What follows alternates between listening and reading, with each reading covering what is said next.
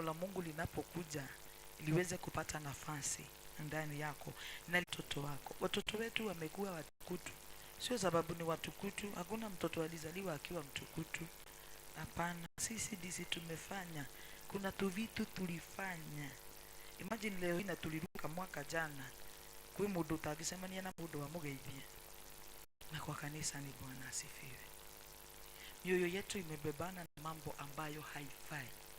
Umejiekea uchungu, mtu alikufanyia kitu miaka 10 iliyopita, unamwonanga ni kama ulimsamehe, ukutane na yeye tu hivi.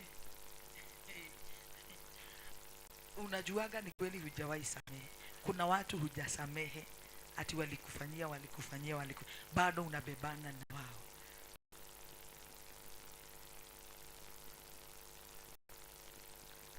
Gaidagi karanyube mwena na ni daimono kana ni duira hawezi.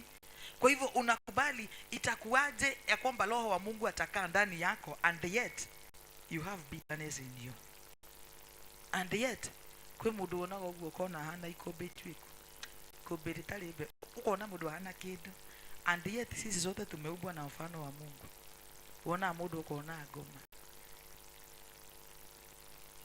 Bwana pewe sifa. Tukubali Bwana apeleleze mioyo yetu. Anajiuliza, laiti ungelijua uachane na hiki kitu, uachilie huyo mtu nikubaliki. Lakini wewe umekosa kuona uaminifu wa Mungu na ni wewe uko na shida. Praise the Lord. Ati mtoto wangu alichapa wako. Lukumani na hau odho wake gea. Ushaipata wamama wanapigana kwa proti sababu ya watoto. Paka unashindwa wao na watoto ni akina nani uko na akili. Ama wanashikana mashati marikati kutukanana na kupigana. Mungu atusaidie. Tukiokoka, wacheni tuokoke from head to toe. Tukiokoka, wacheni tuokoke from head to toe. Praise Jesus. Nasikia apostol akisema wengine wanasemanga wacha waweke Yesu chini kwanza wakabiliane na wewe, na bado wameokoka. Praise Jesus. Atutaenda kuomba. Yaani unasahau ya kwamba Mungu yuko pamoja na wewe, unamweka chini. Na imagine Mungu ni Mungu huwa anatii. Ukimweka kando anakubali kukaa kando. Kwanza unapigana, at the end of the unaibika. Wale they will be ashamed. Praise Jesus. Wacheni tukubali Mungu apeleleze mioyo yetu. Biblia inasema kwamba nipo mlangoni nabisha, atakayesikia sauti yangu na anifungulie, nitakaa ndani yake. Kwa hivyo maybe kuna mambo umejiwekea, sidhani Mungu yuko ndani yako. Kama kuna mtu umebeba, sidhani, sababu sioni vile Mungu ni mtakatifu atakaa kwa moyo moja na bitterness. Kwa hivyo huwa tunajidanganya kwamba Mungu yuko ndani yetu, and yet aliondoka kitambo. Ndio maana unaonanga tunapigananga vita hewani.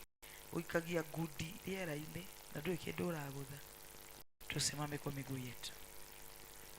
Najua umejiita kamkutano na umejua yale mambo umeishi kujiekea wewe. Zile siri ambazo umeweka ndani yako. Tufungulie hiyo dirisha tafadhali, kuna joto. Buju tufungulie ile iko.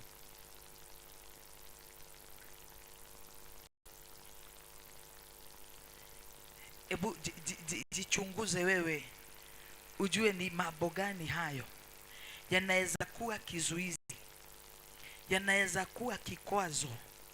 Nimeishi kuomba, nimefunga, nimefanya kila kitu, and yet my prayers are not answered.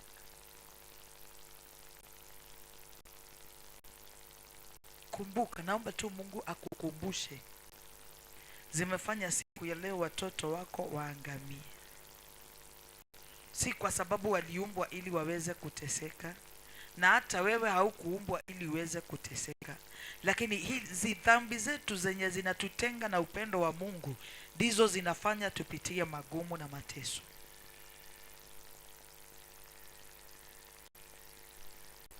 Naambia Bwana nisaidie tu kukumbuka damu ya Yesu. Unapomwambia Bwana nisamehe, nisamehe, nitakaze, kupitia kwa damu ya Yesu Kristo tunapata msamaha na tunapata utakaso. Mwambie Bwana, naomba kusamehewa na wewe. Sistahili kusimama mbele zako, sistahili kusongea patakatifu pako, na ndiyo maana Bwana naomba kusamehewa na wewe. Mwambie Bwana, najua kuna mambo ninayopita ndani, sio kwa sababu nimerogwa, hapana, lakini ni kwa sababu ya dhambi zangu mimi mwenyewe. Watoto wako kuna hali wanapitia, sio kwa sababu kuna mtu amewaendea, hapana, ni kwa sababu ya dhambi zako. Mwambie Bwana, ni kwa sababu ya uaminifu wako Mungu, na ni kwa sababu unasema ya kwamba atakana kwamba dhambi zetu zitakuwa nyekundu kama damu. Moja, Mungu atakukumbusha dhambi ambayo ulitubu na akakusamehe. Mungu wetu ni mwaminifu. Yale mashtaka yote shetani anaweza kuwa anasimamisha mbele ya Mungu, na ili maombi yako yasijibiwe, mwambie Mungu, na nyenyekea tu kwako nikiomba kusamehewa na wewe. Kwa chini salabani alisema ya kwamba yote yamezidi. Endelea kumwomba Mungu msamaha, msamaha, msamaha, msamaha. Atakana kwamba msalabani Yesu alisema ya kwamba yote yamekwisha. Mwambie Bwana, naomba kusamehewa na wewe, sababu wewe ni mtakatifu. Naomba kusongea patakatifu pako Bwana kama nimesamehewa dhambi, na ninajua kwamba siku ya leo itakuwa siku ya ukombozi, siku ya kufunguliwa. Ni kwa sababu tutatubu dhambi zetu genuinely, tutatubu dhambi zetu mbele ya Mungu, na kwa hakika Bwana atatusamehe. Hallelujah. Alisema imekwisha, alisema imekwisha. Msalabani dhambi zetu zimekwisha, alisema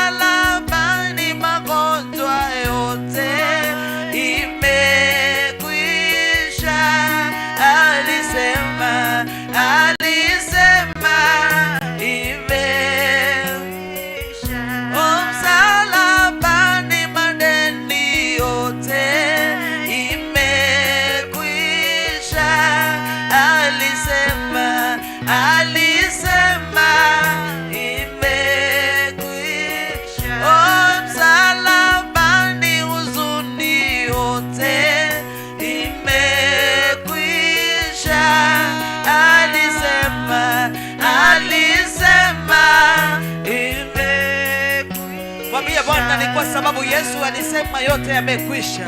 Unajua ya kwamba siku ya leo ni siku ambayo mateso yote yatafika mwisho, vifungo vyote vitafika mwisho kwa jina la Yesu. Mwambie Bwana, natangaza kufunguliwa kwangu siku ya leo. Hata wewe useme ya kwamba vifungo vyote maishani mwako yamekwisha kwa jina la Yesu, kwa jina la Yesu. Mwambie Bwana, natamani kufunguliwa na wewe siku ya leo. Natangaza kufunguliwa kwangu siku ya leo. Mwambie Bwana, najua kwamba sitatoka jinsi nilivyoingia. Mwambie Bwana, yale yote ambayo unamwaminia siku ya leo, yataje mbele ya Mwenyezi Mungu. Sema mbele ya Mwenyezi Mungu, Mungu wetu ana nguvu na uwezo ya kufanya yale mambo yote mwanadamu hawezi akayafanya. Nitaje mbele ya Mwenyezi Mungu, mwambie Bwana yale yote unayomwaminia siku ya leo, ya kwamba yote yamekwisha, yatafika mwisho siku ya leo. Tangaza ushindi wako na uhuru wako, ni kwa sababu kupitia damu ya Yesu Kristo utafunguliwa na utawekwa uhuru, utakombolewa kwa jina la Yesu. Haleluya. Fungua kinywa chako, mwambie Bwana, siku ya leo sitateseka tena. Ni kwa sababu natamani kufunguliwa na wewe siku ya leo. Unajua yale mambo yote yamekuzingira, yale mambo yote yamesimama, yale mambo ambayo yanaonekana kwako ni kama haiwezekani, yote yataje mbele ya Mwenyezi Mungu. Hakuna jambo Mungu wetu asiloliweza. Asante Bwana. Haleluya. Hakuna jambo lililo ngumu na kumshinda Mungu Baba. Hakuna jambo lililo ngumu la kumshinda Mungu Baba. Hakuna jambo lililo ngumu la kumshinda Mungu Baba. Jambo lililo ngumu la kumshinda Baba. Hakuna kumshinda muweza wa yote. Hakuna jambo lililo ngumu la kumshinda Mungu.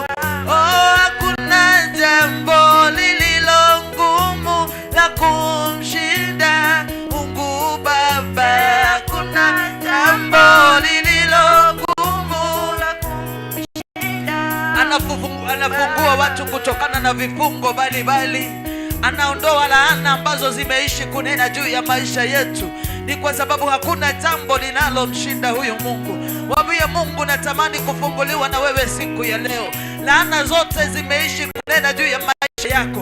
Mwambie Bwana, najua uko na nguvu na uwezo wa kuondoa laana zote, kufungua kutokana na vifungo vyote. Nena damu ya Yesu, iite damu ya Yesu, ina nguvu na uwezo wa kufungua kutokana na vifungo vyote. Mwambie Bwana, naomba kufunguliwa na wewe kutokana na vifungo vya ukoo na jamii. Mwambie Bwana, natamani siku ya leo kufunguliwa na wewe, kufunguliwa na wewe. Nitatoka kwenye nyumba hii nikiwa huru, nitatoka kwenye nyumba hii kama nimekombolewa. Amin. Huyo Mungu ndiye atatengeneza njia siku ya leo. Huyo Mungu ndiye atafanya mambo yote kuwa sawa sawa. Huyo Mungu ndiye ataondoa milima yote na itafanyika kuwa tambarare.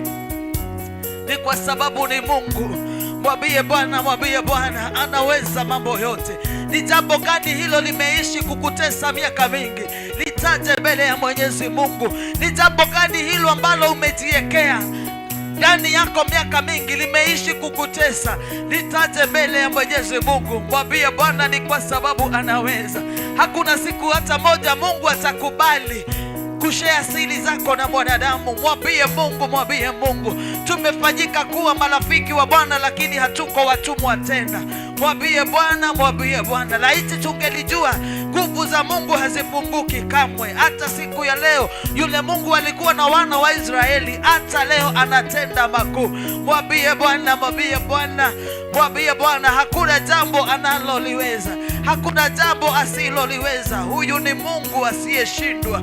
Asante Bwana, ni kwa sababu ya kila mmoja wetu. Tuajikabidhi mikononi mwako, mfalme wa amani, hata za mioyo yetu zikajulikane na wewe, kwa jina la Yesu, kwa jina la Yesu. Asante Yesu, wewe ni Mungu, wewe ni mwema.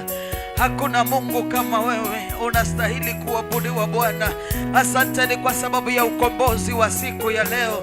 Asante ni kwa sababu ya wale Bwana unafungua siku ya leo. Asante ni kwa sababu ya uhuru tutakaopokea siku ya leo, kwa jina na damu ya Yesu Kristo. Kuna madhabahu yaliinuliwa ambayo yameishi kututesa. Mwambie Bwana, tunakuinua zaidi.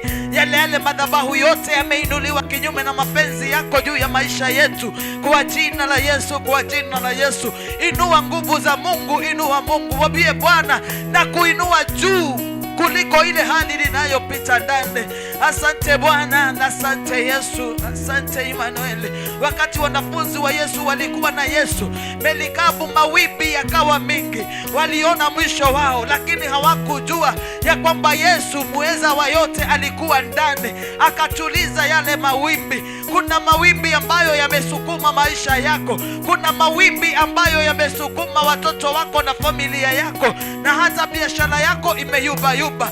Muite Yesu, muite Yesu anayetuliza mawimbi, anayetuliza mawimbi. Muite Yesu, ako tayari na ako mahali hapa, atakutegea sikio lako na atakujibu. Ni kwa sababu ni Mungu, hakuna jambo asiloliweza. Huyu Mungu ni Mungu asiyeshindwa. Haleluya, haleluya Bwana. Mwambie Mungu, mwambie Mungu, hakuna jambo unaloweza kumfichia huyu Mungu. Zote litaje mbele ya Mwenyezi Mungu. Hana nguvu na uwezo wa kufanya mambo yote kuwa sawa. Aketie patakatifu pake kitini chake cha enzi. Hana nguvu na uwezo, mamlaka na nguvu ametupa. Kwa jina la Yesu, kwa jina la Yesu, yasiyowezekana kwa wanadamu Mungu anayaweza. Mwambie Mungu, naja mbele zako. Mimi ni mwanadamu, nimejawa na unyonge na udhaifu. Najua Bwana nimetoka kwa njia zako, sijafanya yaliyo mapenzi yako. Naomba kusamehewa na wewe, na kutoka siku ya leo ukanifungue kutokana na vifungo vyote, ukaondoe laana zote ambazo zimeishi kunena juu yangu. Kwa jina la Yesu, kwa jina la Yesu, kwa jina la Yesu. Kutoka siku ya leo tamani kutembea na Mungu. Kubali Bwana kaondoe chochote kile ambacho hakistahili na si kitakatifu ndani yako. Chochote kile hakijapandwa na Mungu ndani yako, mwambie Mungu akang'oe. Kusiwe na jambo lolote, kusiwe na kikwazo ambacho kitafanya maombi yako yasisikike siku ya leo, kwa jina la Yesu. Mashtaka yote shetani anaweza simamisha, mwambie Bwana na yatubu yote kama dhambi, kwa jina la Yesu, kwa jina la Yesu. Liite jina la Yesu, liite jina la Yesu. Jina la Yesu lina nguvu kuliko majina yote. Jina la Yesu lina nguvu, lina nguvu, limepita majina yote. Mwambie Bwana anaweza. Taja jambo ambalo kwako limekaa mlima, limeka nguvu miaka mingi. Mwambie Bwana nalitaja kwako. Ni kwa sababu wewe ni Mungu, wewe haushindwi. Wewe ni Mungu, wewe ni Mungu. Asante Yesu, asante Bwana. Pokea sifa, wewe ni Mungu. Hakuna Mungu kama wewe. Asante ni kwa sababu ya nguvu zako. Asante ni kwa sababu ya uaminifu wako. Hakuna Mungu kama wewe. Asante Yesu, wewe ni mwema.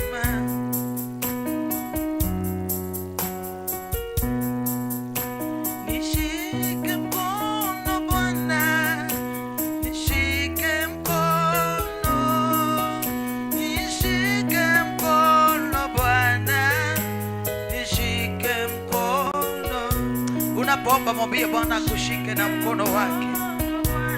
Tembea na mimi Bwana, kwa jina la Yesu. Huwezi bila huyo Mungu. Haleluya. Oh, nishike mkono Bwana, nishike mkono, nishike mkono Bwana, nishike mkono Baba.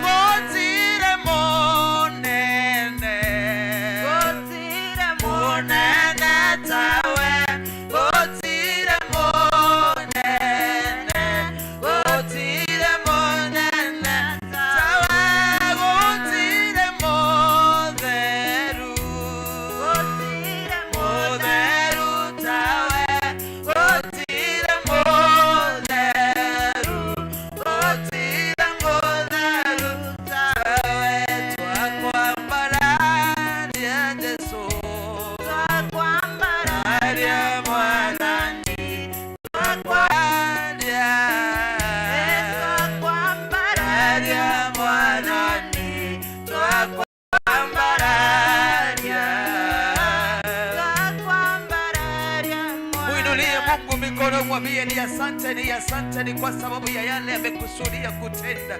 Mwambie Bwana ni asante, wewe ni Ebeneza.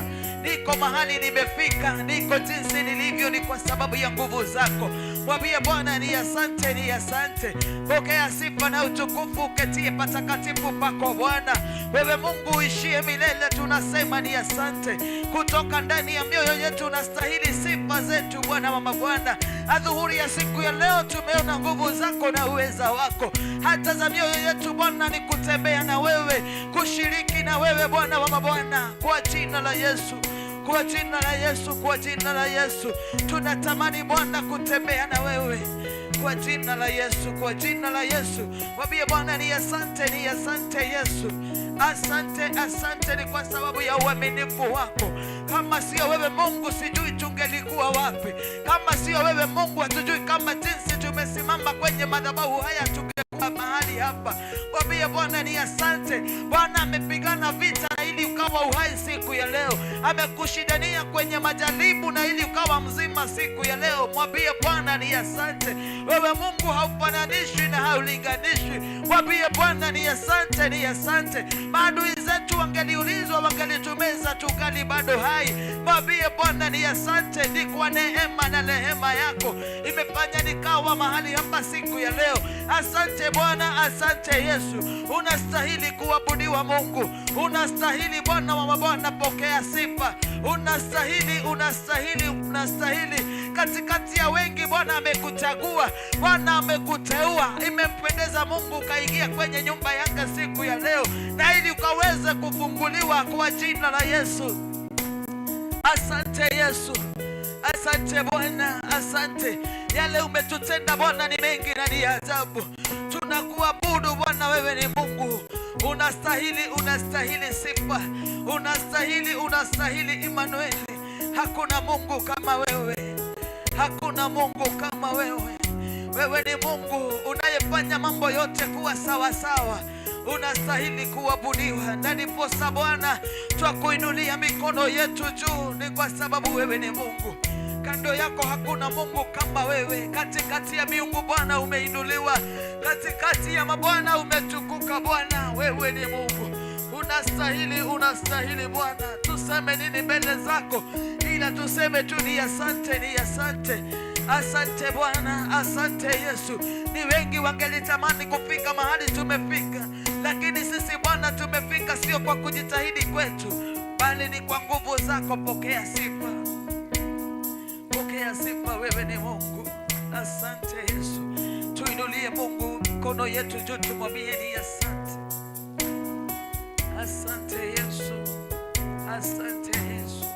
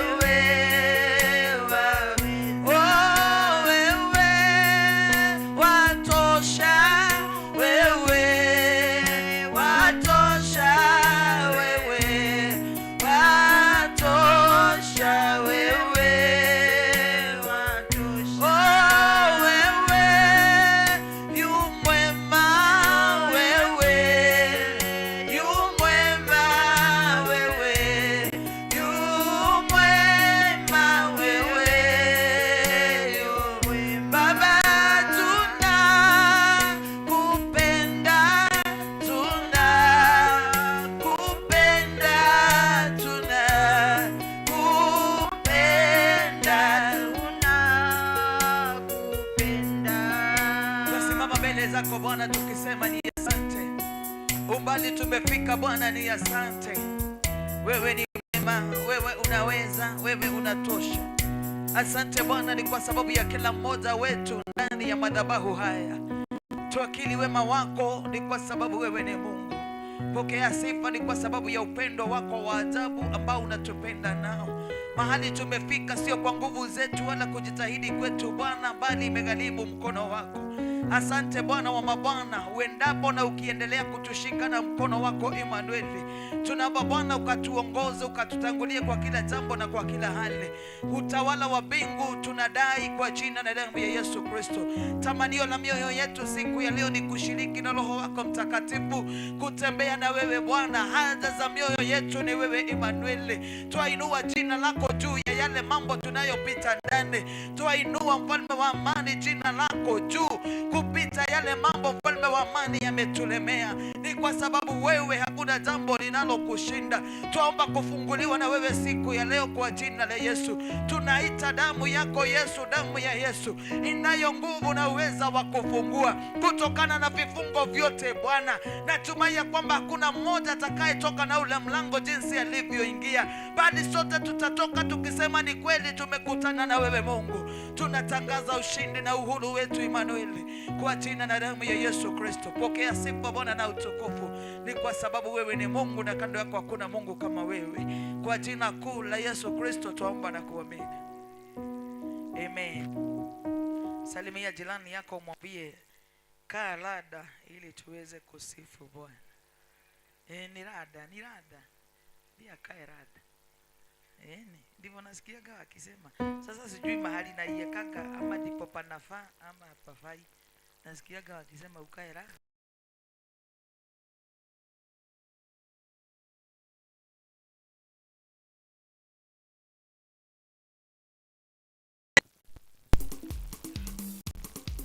Tupige makofi ya sifa.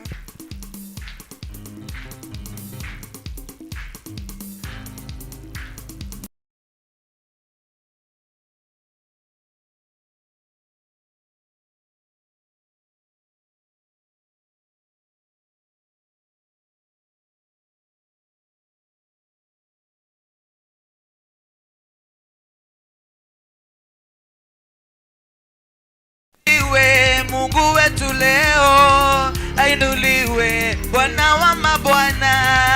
Ainuliwe Mungu wetu leo, ainuliwe Bwana wa mabwana. Oh, ainuliwe Mungu wetu leo, ainuliwe Bwana wa mabwana. Ainuliwe Mungu wetu leo, ainuliwe Bwana wa mabwana. Oh, apewe sifa Mungu wetu leo, apewe sifa Bwana wa mabwana. Ainuliwe Mungu wetu leo, ainuliwe Bwana wa mabwana. Oh, ainuliwe Mungu wetu leo, ainuliwe Bwana wa mabwana. Ainuliwe Mungu wetu leo, ainuliwe Bwana wa mabwana. Oh, achezewe Mungu wetu leo, achezewe Bwana wa mabwana.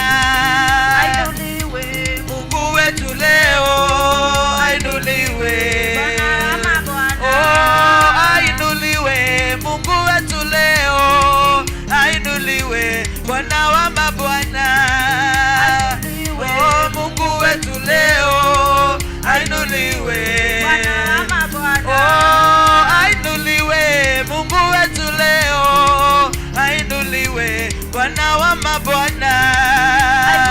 Oh, Mungu wetu leo, ainuliwe Bwana wa mabwana. Oh, inua Bwana, inua Bwana daima, moyo wangu inua Bwana daima.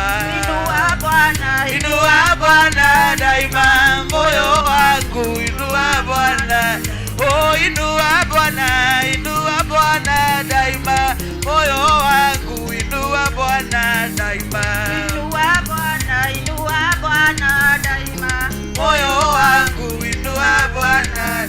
Oh, penda Bwana, penda Bwana daima, moyo wangu penda Bwana daima. Inua Bwana, Inua Bwana daima, moyo wangu. inua Bwana daima. Oh, tukuza Bwana, tukuza Bwana daima, moyo wangu tukuza Bwana daima.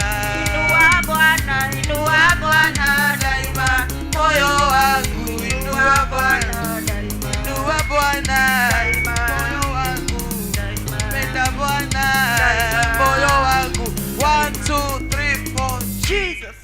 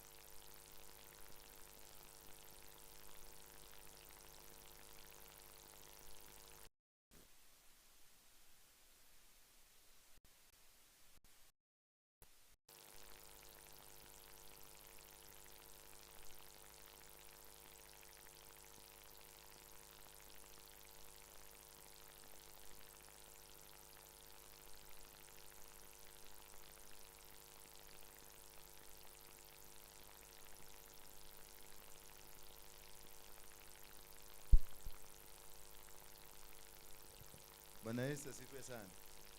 Apostolo, wangapi wanajua apostolo? Inua mkono wako juu kama unajua apostolo. Umewahi kuona apostolo? Inua mkono wako juu kama umewahi kuona apostolo. Yeah? Apostolo. Bwana asifiwe sana. Salimia watu watatu upande wako wa kushoto. Mkono wako wa kushoto. Usalimie watu watatu.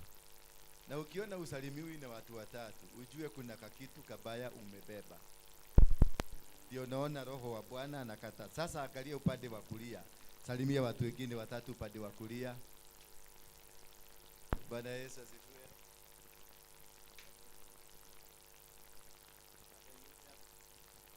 Haleluya. Bwana Yesu asifiwe sana. Wangapi wanapenda kanisa hii? Nyote mnapenda? Wangapi wanapenda apostle?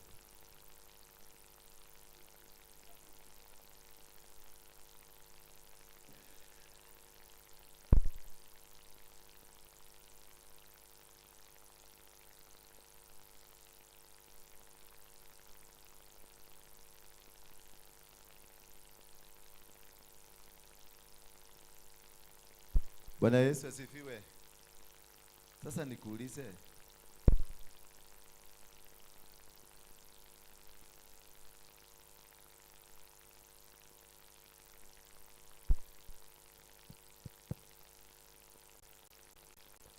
lazima tuikemee. Nani atatusaidia kukemea hii pepo ya hii mashine? Haleluya. Habari za huko nyumbani mumetoka? Ni mzuri. Wangapi wako hapa leo wanatarajia matarajio makubwa ya kupokea muujiza? Matarajio makubwa ya muujiza. Inua mkono wako juu. Wale wameletwa ni muujiza hapa, inua mkono juu. Muujiza, muujiza. Watu wa muujiza. Watu wa kusoma, inua mkono juu. Watu wa kusoma, good, at least nimeona watu wote ni wa muujiza hapa, hakuna mtu wa kusoma. Mwambie mwenzako hakuna muujiza kama hakuna kusoma. I normally tell my God, I tell my Father, do not bless them if they came from miracle, because tomorrow they will abuse you. Because let me tell you one thing. I can pray saizi na muujiza wako uteremke sai, and I can pray kwa huyu the same people the same time, huyu muujiza wake ufanyike next month. Lakini wa huyu umefanya nini? Huyu ameona wa huyu ukifanyika immediately. Huyu atafanya nini? Kanisa kagona katile roho akai. Ni udadie. Andai kidogo daikie kuwa kiodo kirajira umatu uthio. Because you never came here for God, you came here for just a miracle. And you don't want to be told the truth about what is holding you. Was this man called Haman, aliambiwa aende inside water 7 times. Do you know why? Yeah? Yeah? Wana ukoma.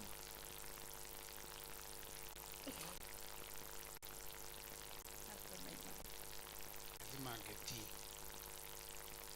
Kwa hiyo mara 7 kila maana kuna ile deliverance ilikuwa.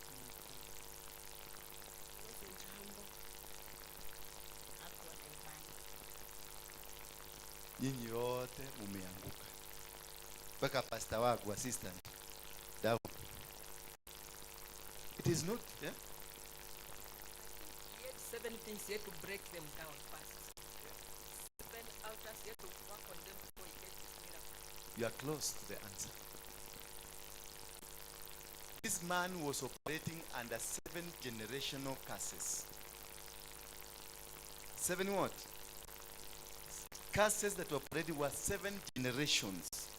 So each dipping was a generation. Akiwekwa ndani ya maji, 1 generation goes. Akawekwa number 2, generation number 2 goes. Bwana Yesu asifiwe sana. Wagapi tulikuwa Murang'a?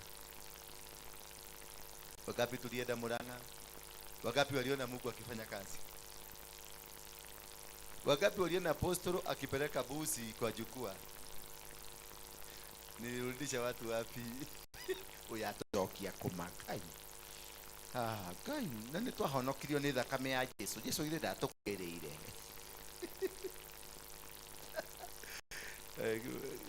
Kadia kiti. Leo nataka tucheke kidogo, si ndio? Na nikufundishe niinulie sauti mzuri. Niwekee sauti mzuri, inue vizuri, utoe bass. Nataka kuongea na watu wa Mungu leo. Leo nataka nikusomee, utatoka hapa ukilia. Wale watu wanataka kuja kuniona kwa ofisi, mtatoka hapa mkifanya nini? Ukilia. Mimi sitaki unipete. Sitaki. Ndio hiyo bagai. Huyo dakere. Kaya honoka vio.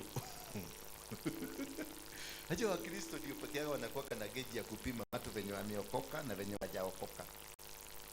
Wewe hiyo hapa nyuma umefugiliwa kishetani kimekibeba kwa mgongo, lakini hapa mbele unaona kale kasichana hakajaokoka. Nikatigetie.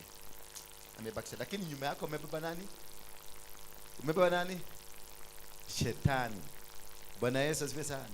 Asubuhi ulitusi mtoto wako ukamuita takataka hii. Hata hauna akili.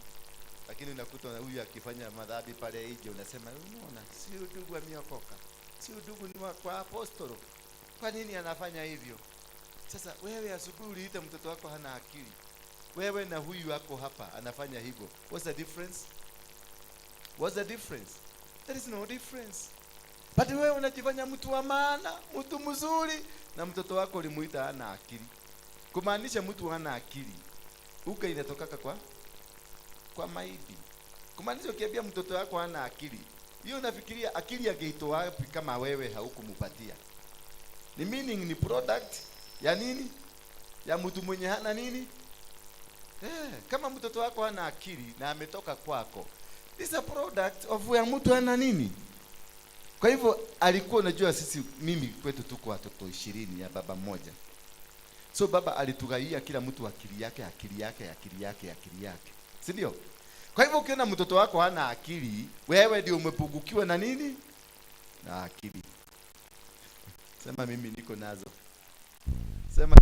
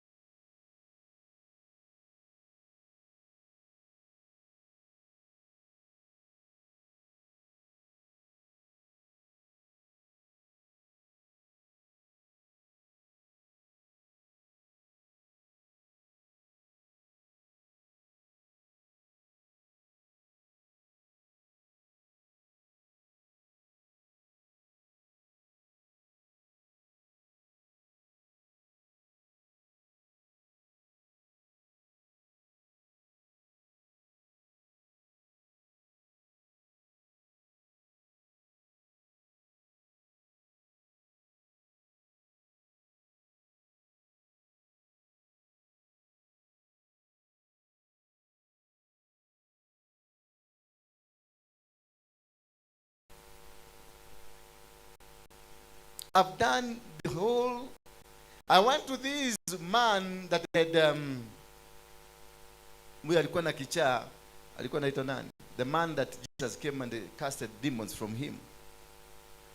And the heavens were not happy.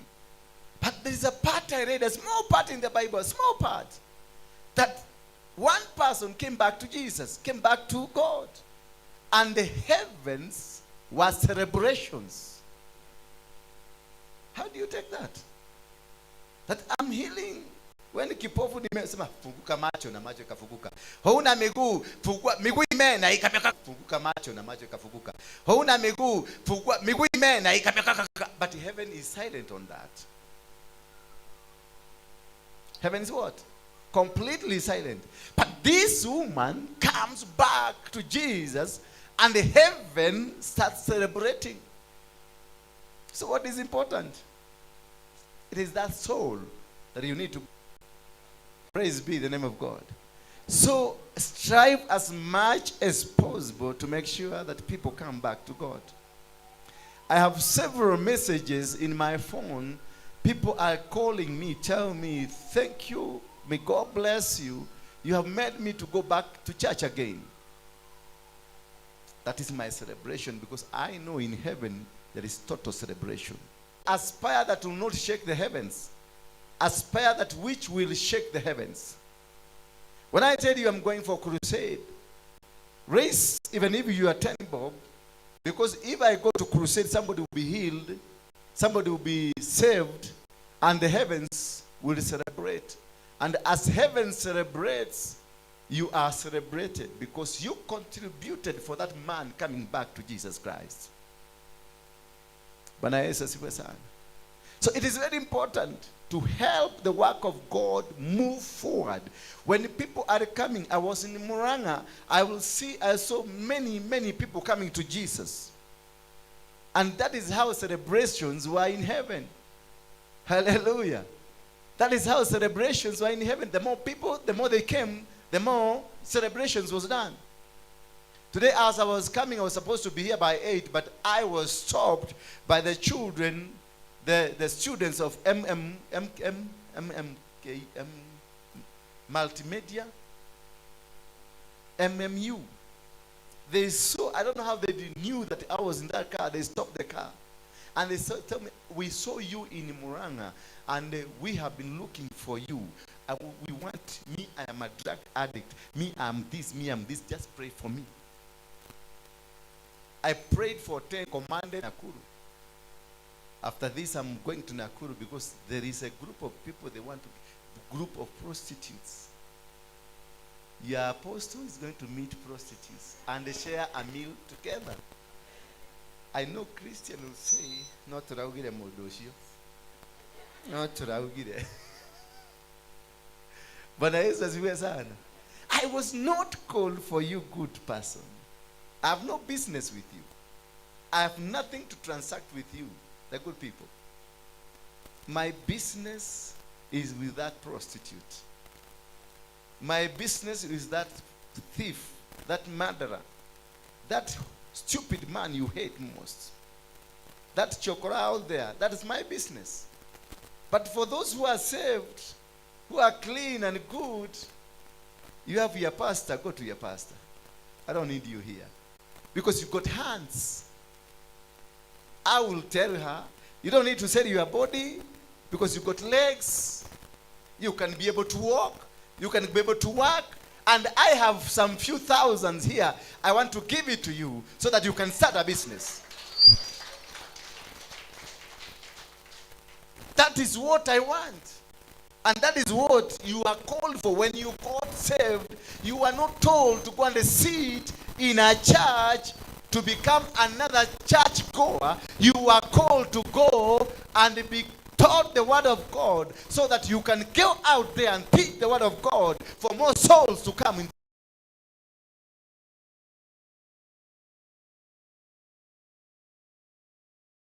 To be personality discussers, the people who discuss personalities.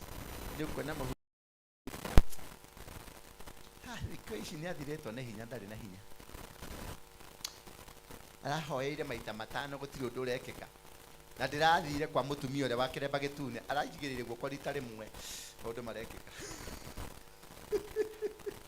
That is what I want us to discuss today, about the spirit of witchcraft, because we have been warned by the spirit of witchcraft than the spirit of God. Because any man who will come and call himself the man of God. Gods, do you know? There are several gods. There are several gods. The name Sunday and God. They are goddesses and gods. And they all got power. But because you want the power, I will just put on a ring in my hand, get it from a witch doctor, then I come, and of you go down and roar according to the prescription of the demonic powers that is in this ring. And then from here you go home. Hey, tumeanontiwa. Huyo mchungaji aliinua tu mkono hivi nikasikia heavens zimeteremka. Huyo mchungaji aliniangalia tu hivi kwa macho hivi, hata mimi nikasikia something is touching me. Kumbe ni ringi na kutouch. Wakati wameenda kwa hawa watu kama huyu ameenda huyu, wewe nikikuangalia na wamekukula pesa bwana.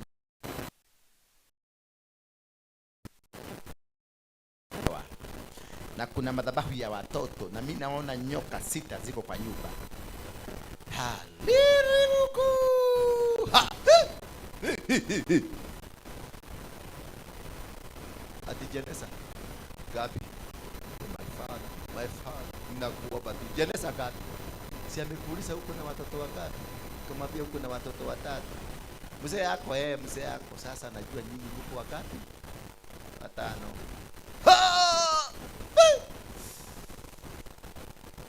Baba, ati sanduku 5 zimeteremka wakufe. Baba, nakuomba tu simamisha. Ati nini? Watoe dhabihu ya pesa ngapi? 1,300. Oh God, siwahurumia tu, waitishe 200,000. Amekufanyia baka bargaining. Amefanya baka bargaining, ungekuwa na 1,300. Sasa utoe 100, amekufanyia bargaining. Si utaenda utauza tubusi tuote. Kwa sababu sanduku 5 zimeteremshwa. Na obviously si sanduku 5. Si unajua ni wewe na mzee na watoto mnaenda. It is because of lack of what? Otherwise, if you knew God will not do those monkey businesses, then you will stand up and tell this man, stop this. You need deliverance. And you touch him. Na utaona atakuka. Na atakuita wewe pepo toka hapa. Chawi wewe toka hapa, toka kwangu. Na usirudi. Wangwana wamekukataa. Sasa nakwambia sasa kweli ile kitu ilikuwa inaongea. Anasema wangwana. Ukisikia amesema wangwana amekukataa. Juzi nilienda hapa Kirinyaga. Mapasta huko 5 main pastors wakasema kuna mama yuko hapo Kirinyaga pale panaitwa Waruinge. Mama alienda akachukua majini wakiwa na msee. Sasa wakati wa kwenda kuchukua hizo majini Mombasa, Musedi alikuwa ameitisha majini. Bwana Yesu asifiwe sana. Musedi alikuwa ameitisha. Sasa ikafika wakati wa kwenda kuchukua, Musee akatumwa kazi ya kikazi, anafanya kazi ya serikali. Akaambiwa aende Busia. Kwa hivyo akaambia mama, nenda Mombasa ukachukue on my behalf. Majini ukienda kuchukua, kama wewe ni mama unapatia ngo za kiume. Na kama wewe ni baba unapatia ngo za kike. Bwana Yesu asifiwe sana. Haleluya. So mama sili aliendea. Alipoenda akabebeshwa za kiume, akakuja nazo na akaziweka nyumbani akaanza kuzifunga. Lakini masharti ambayo waliambiwa yafuate wakakosa kuyafuata vizuri. Baba alikufa. Alipokufa kwa sababu baba ndiye alikuwa na password ya masharti. Bwana Yesu, kuna ile chakula wanapatianga wakule. Baba peke yake ndiye alikuwa anajua. Mama hakupatiwa. Baba kwa sababu baba ndiye alikuwa initiator. Mama was just to carry the product. Hallelujah. After the man died, these things started asking and demanding our promise. Give us. Take us where we want to be. Tupatie.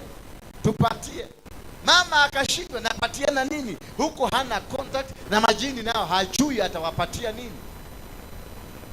And the mzee has died. So these things, they turned against this woman. And they made her food. Nice food. The Spaniards will call it delicioso. And there were 3 of them, 3 good men. Then, you are TV. You are here TV. Mshirika wa TV ajaifika hapa. lakini yako na namba yako. Sasa akasema tuite ule pastor. Akaambia okay, unajua mkeke ni nini? Then this woman from Nyeri, she's an apostle. According to her, she's called and she demands God amojigerere kile. Nikifika tu hapo hata sitaingia. Sasa hiyo mama pale amekamatwa. Watu wote wanahurumia kwa sababu unasi kinaendelea pale, mama kunde venye unaangalia kuna movement inaendelea na huwezi kusaidia.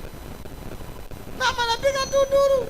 Akipiga nduru vizuri. Wengine anakuja naingia, apiga nduru, wengine anaingia. Na hamwezi kusaidia. There is nothing you can do. Because hauwezi tena kutoka kikuwa yate tika inake na hiyo. Ne mono. So the woman and the money was there. They placed the money and say, "Besato inashioka." And at the gate, the apostle was grabbed by these 2-3 men, and she was done to be nice, delicious of food, like the other woman. The woman, everybody expected the miracle was going to happen. Wakati wengine apostle amekamatwa. Now apostle is naked now. And apostle is doing some job that are not seen very well. Everybody ran away and they told that man, "Hodera modoshi wako." Hodera ke. And then for 2 hours the apostle was shouting hallelujah songs.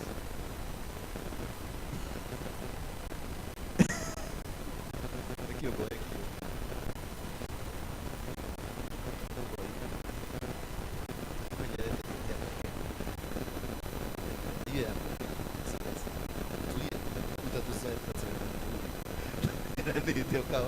Now, I went there and I didn't demand anything because they asked me,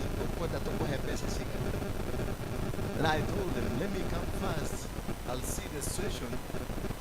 Start to bigger is up to do how much you can give me. Because I want also to come with my God. So mtaongea na Mungu muone value yake ni nini. But let me come first. Yoboka. Okay, hiyo hetu.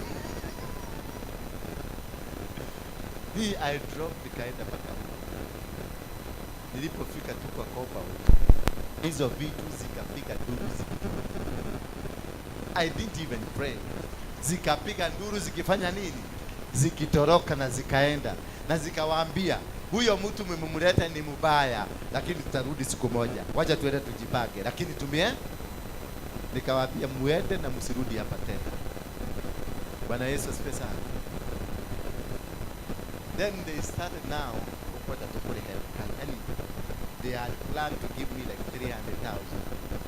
But the job, how it was done, it was so easy, and there was no even a prayer done.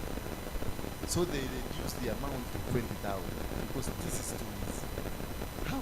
Then, oh, we get over the amount of my They thought I would ask a penny for them. I had 20,000 I gave them, and I got into my car, came back. Because that which I have was not meant for paying, for purchase. My God is not for selling. My God is there to set people free. So many of you think until I speak to you one-on-one, that is when you get your salvation.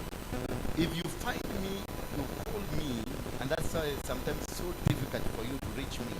It is because I know I got that power. As I'm speaking to you, something is happening. As you speak to me through the phone, when you get that opportunity to get through my phone and I lift my phone to answer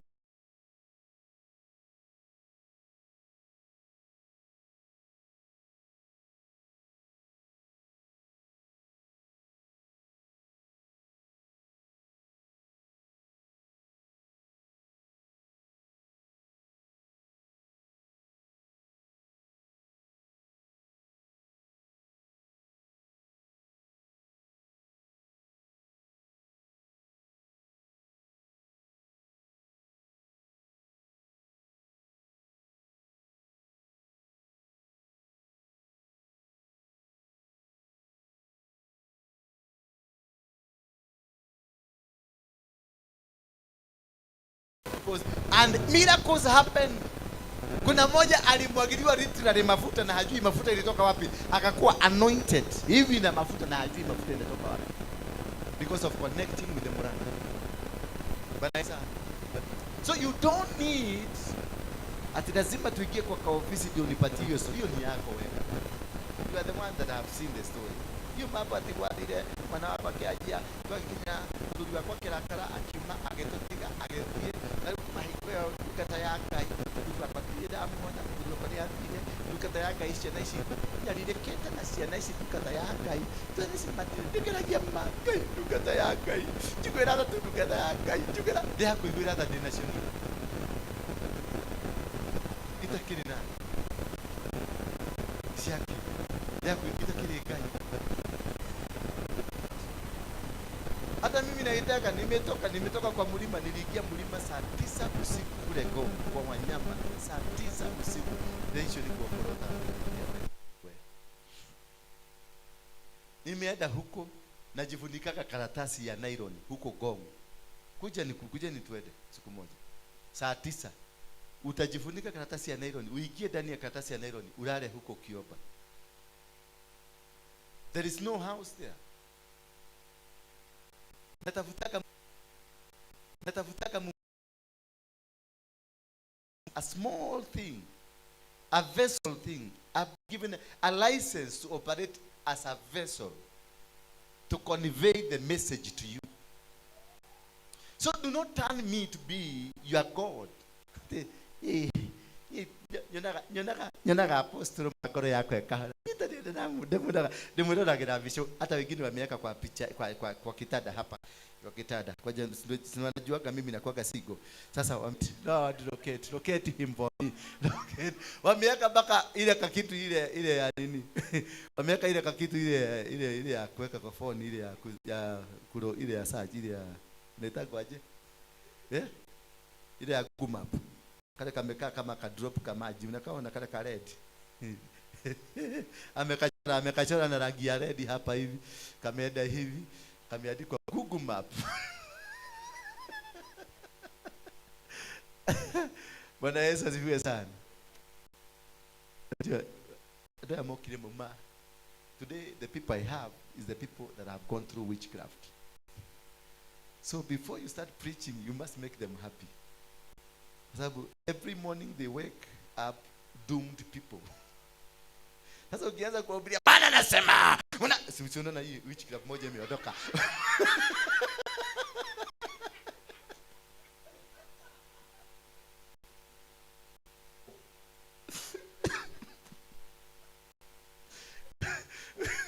Simena venye meruka, umeona?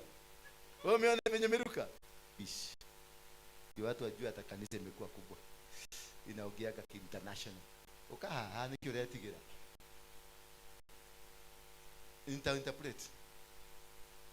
Sinikwa.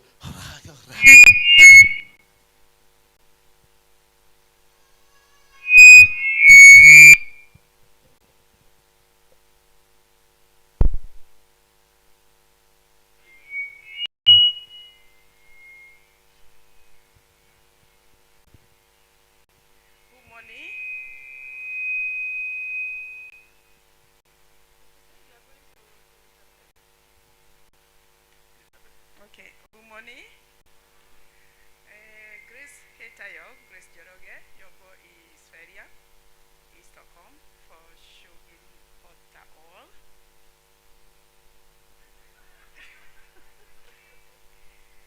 Men jag är här i Kenya idag och jag är jätteglad att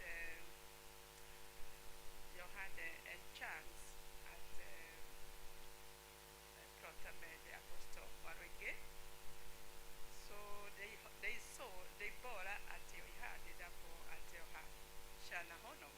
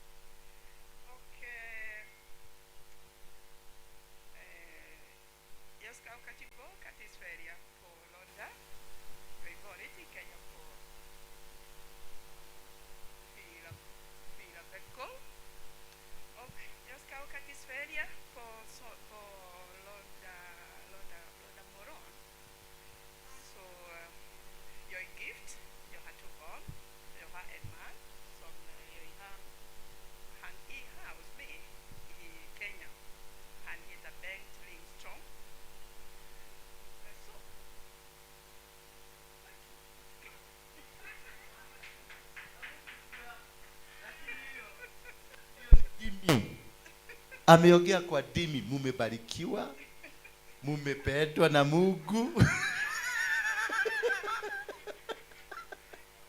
Na alijua aposto na anapenda aposto ndio kwa sababu amekuja kusaidia aposto. Sivyo umesema? Alafu mwana koja die mona fi neke. Mimi ni nabii. Rumagaidie na Gikuyu mamenyere. Okay. Eh, Muriaga inyuothe. aya, ugo ni Mugikuyu. Nana akoragia na thiomi. Rĩu kiaria na Gikuyu. Ehe. Njĩtagwo Grace Wanjiku wa Njoroge. Na gwitũ nĩ gũkũ Kenya, ngaraga bũrũri wa Sweden. Nĩ thikagĩrĩria Apostle Waruinge, ndamũmenyeire online, na ndĩmũrathime mũno nĩ kũmũmenya. Na ndĩroiga ndoka gũkũ Kenya nĩ kũmũcaria na nginya tuonane. Nĩ njũkĩte maita merĩ haha. Okay, jagaga. No ũmũthĩ ndakiuga nĩ tũkuonana. Amen. Simumpigie makofi. Huyu alienda kinya Sweden na ndaretea. Urero tu hore makofi ndungihota. No huyu alienda kinya Sweden. Mpigie makofi. Thank you. Karibu sana. Ngai akuhingirie maundu maria mothe ukoretwo ukienda kuhingirie. In Jesus name. Nitokwaria. Unaona? Sasa sinaona watu wa witchcraft ma witches zimeenda. Tusome Deuteronomy 18 verse number 10. I'm teaching this because this will be my topic and because I know this is what has been going through and this is the reason we are in Muranga, because of the spirit of witchcraft. The Bible says in the book of Deuteronomy chapter number 18 verse number 10, there shall not be found among you anyone who burns his son or his daughter as an offering, anyone who practices divinations or tells fortunes or interprets omens or sorcerer or a charmer or a medium. You shall be blameless before the Lord your God for these nations which you are about to dispossess. Listen to fortune tellers, to diviners, but as for you, the Lord your God has not allowed you to do this. The Bible is talking about those people, and I know 90% of you who are here and those who are watching us from outside, they have been subject to this. There shall not be found among you anyone who burns his son or daughter for an offering. Last year, I have this girl that called me. She wants to join Freemasons. And I asked her, why do you want to get into Freemasons? She told me she wants to be rich. Then I told her, the Freemasons will ask for either your son, your daughter, your mother, or your father.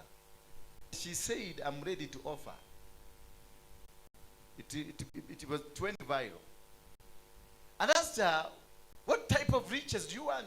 She told me she wants to drive a Range Rover, to own a big home in Runda, and to become known worldwide. Then I told her, the only thing that you can give out there is that which you love, so that they will provide with you with everything that you want.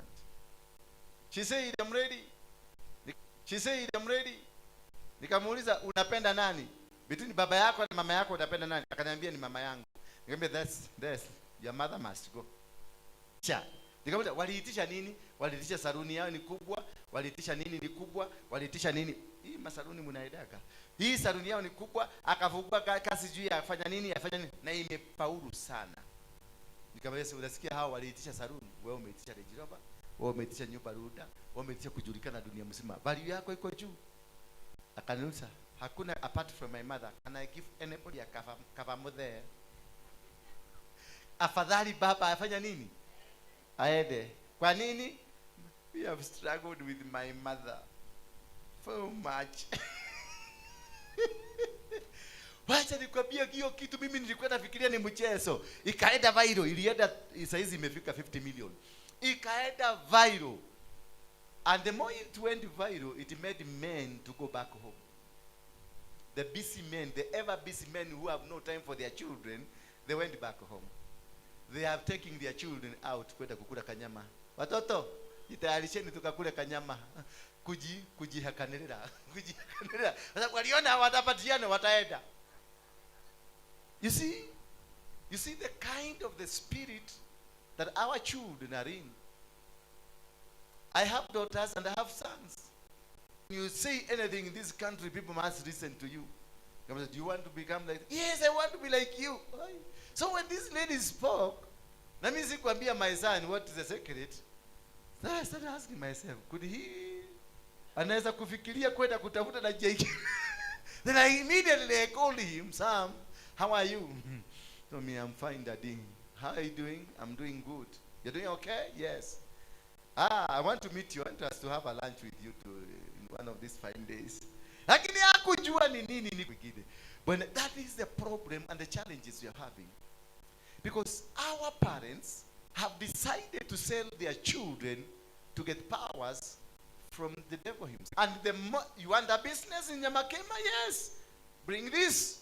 You want a business in Hong Kong? Yes. Wengi wameuza watu, wameuza watoto wao. Wengi wameuza wasasi wao. Wengi wameuza watu neighbor. Unasikia neighbors kukufa.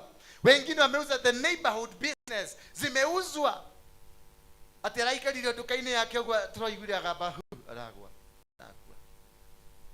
This is what businessmen in Nairobi go to Nyamakema, go to what? Nyamakema na huko wapi? Huko ndani Kamkunji hapa, nenda hapa hapa kwa Mutuba kunaitwa nini?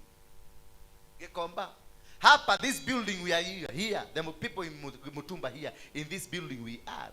They are sorcerers. And they can sell. They are up against this church. They are fighting. They went to the landlord, kumwambia, you must remove Waruinge from this building. Why? Their business is dying. Their business is, and I'll make sure, whether I move out of this place or not, I'll make sure the business is dead. Completely dead. Only the righteous will be allowed to do business in Kenya. I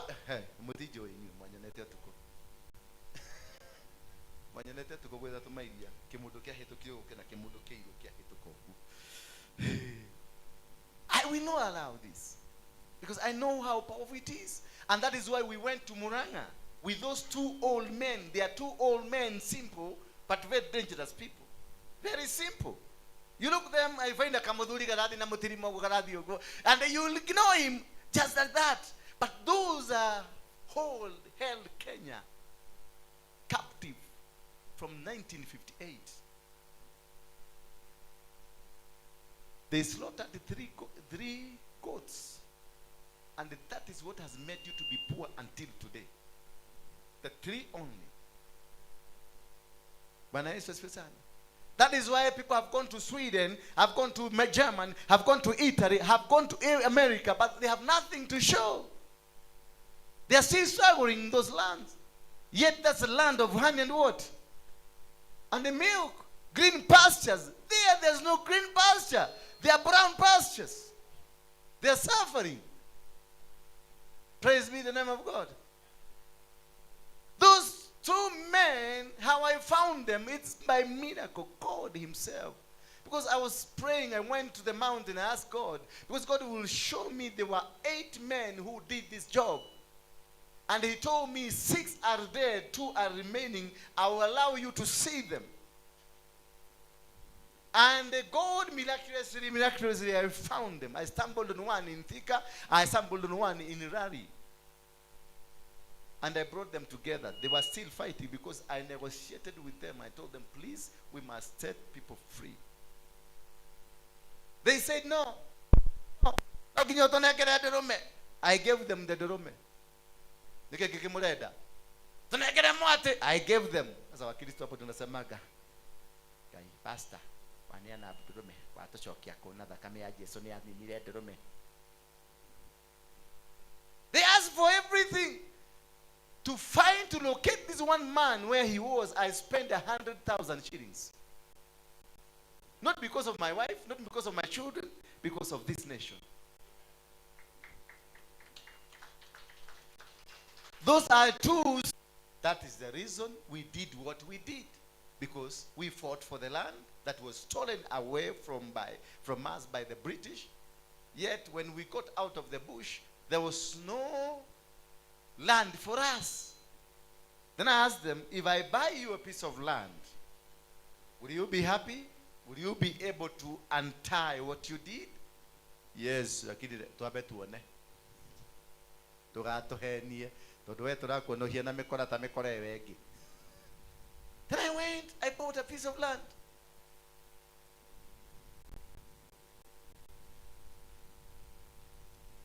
It wasn't what I really wanted, because I would have wanted to buy them like 5 acres each. I was able only to buy half an acre, 700,000. That is what made them to come to the ground. Bwana Yesu asifiwe sana. After taking them to the land, giving them the title in their name, they're happy. They came. And then I discovered they used what? They used sheep to do the sacrifices. If you read the book of Jeremiah 35, the Bible says, the sons of Rechab, the Rechabites, Jeremiah was sent to them and take them into the house of the Lord and asked them to drink wine each. And when they were taken there, they refused to take the wine. But it's only God who knows the secret of what you are suffering from.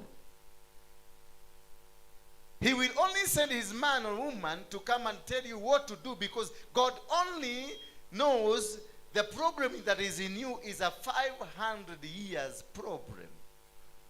So who knows it? Does you know? So who only can know? Only God. Wine, never to farm vineyards, never to build a house, never to own anything, but they live in tents as slaves so that they can live longer. Then I went further to ask myself, why will God want them to drink wine? Because it is the wine that was used to make sure that they have been put into the slavery. Why? Because once they will plant, wakilima hiyo mizabibu, lazima ulikuwa wakati wa kuvuna wanaitengeneza inakuwa wine. So they will test their wine whether it is good. So in the process of testing, they will drink it and they will become drunk. And when you drink, how many of you have ever drank pombe? Walevi kama mimi. Inua tu mkono kama umewahi kuwa mlevi kama mimi. Inua mkono juu kama umewahi kuwa mlevi kama mimi. Yeah, yes. When we used to go to the bar, a man will come and find this lady that is working in the bar. Now, when you are fresh kabisa, unaona unasema kitageke dije kiada hiki nige jongi mono. Bwana Yesu asifiwe sana. Na mwanamke naye akikia kimudu mekeu, sema kimwanaume maguu imekaa hivi, akijaosha miguu vizuri. As you continue drinking, the faces continue changing. The thing you are seeing as ugly, you see that ugly thing you are seeing. By the end of the day, the thing that you hated to see, utamkuta kwako kwa nyumba asubuhi. Ukiwa sopa sasa unajiulisha, niko meleko yenu na anyitire. Bwana Yesu asifiwe sana. So these sons and daughters of Rechabite, once they will make this wine, they will drink a bit, small, and then they will become drunk. And when they became drunk, she's my sister. She will stop being my sister, and she become another neighbor. And I will go to bed with her. Only morning to be found, you and your sister in the bed, the other brother and the brother and sister in the bed, brother and brothers. It was chaotic. And this Guka was so annoyed. And he said, in my compound, no one will ever drink this.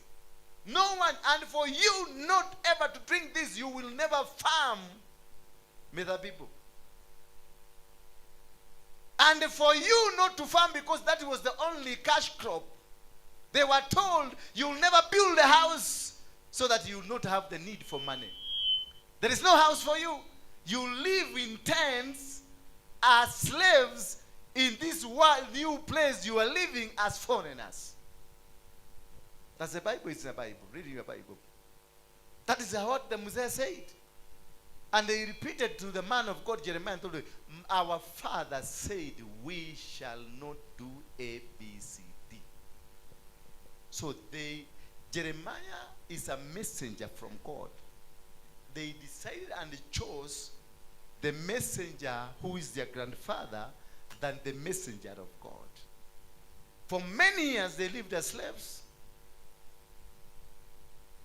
For many years they lived as what? As slaves. But they didn't know why they are living as slaves.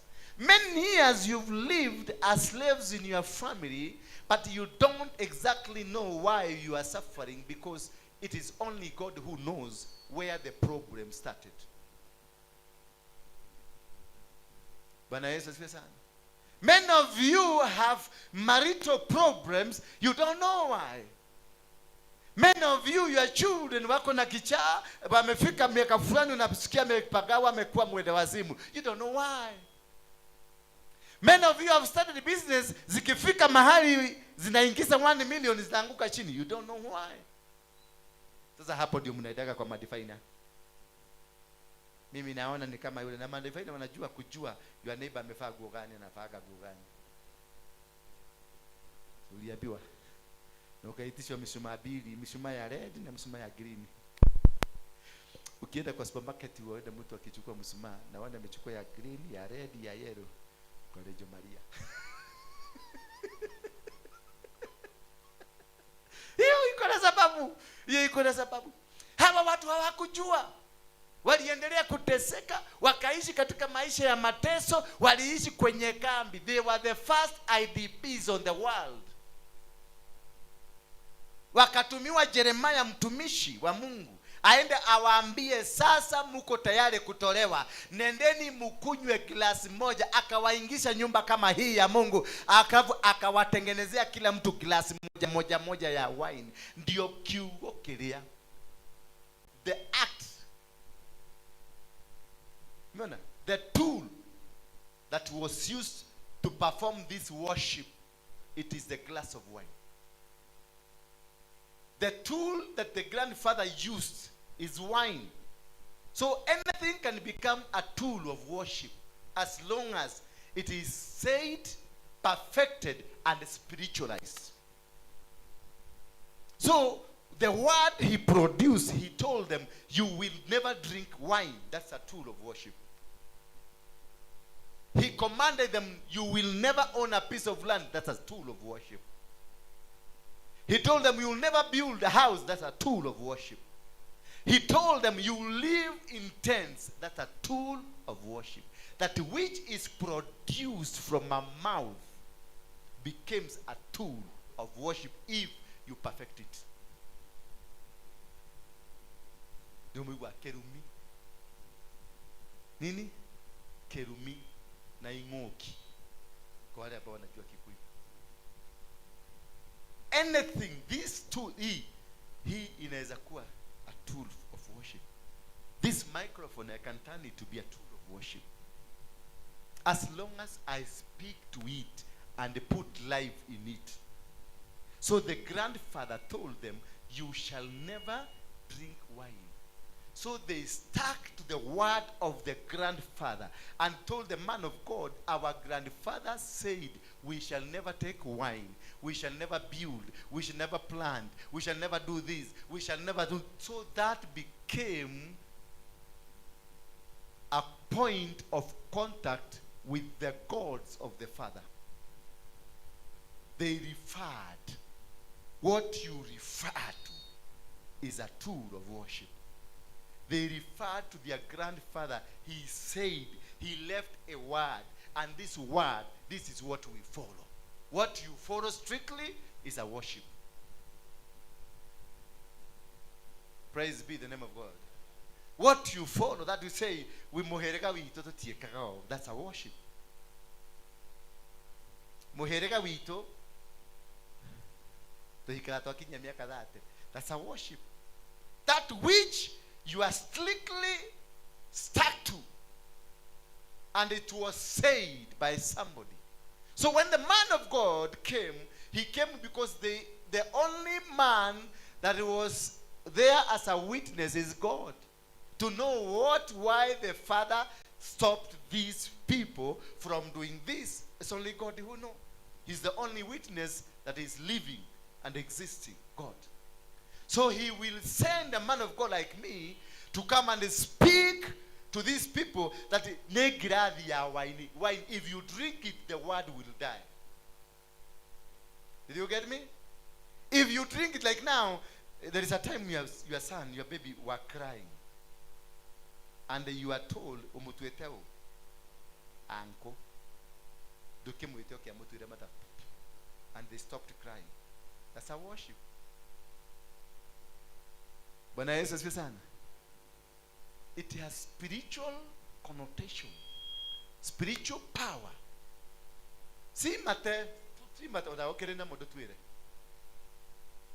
It is that force that comes from inside that formulates and makes it become a worship.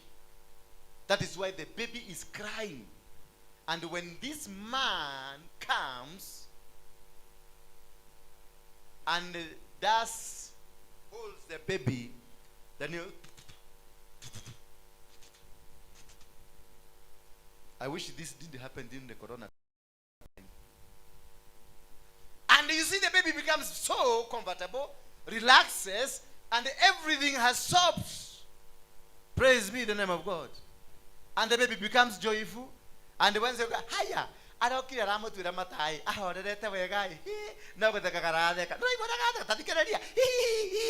Why? Because there was a worship until this man came to break it. Praise be the name of God. So that is what the Rechabites were facing. A huge challenge, and they didn't know why the grandfather said. They didn't know because the grandfather was protecting them from incense. Because that was too much. You sleeping with your... That is the same thing that happened to Ham and his father. And we Africans, because the Ham and his father, whatever Ham did was bad, and they think everything that can be bad can only be associated with the African, then they say the Ham is our father. That is why we are facing this challenge. Me, I'm not the son of Ham. Tell your neighbor, I'm not the son of Ham. I'm not a daughter of Ham. It is Ham who did it, who saw the naked of his father. So why should I be associated with it? Because there is a worship in it. And somebody from Europe came and said, it is your father. Ham, he was black. Ham was what?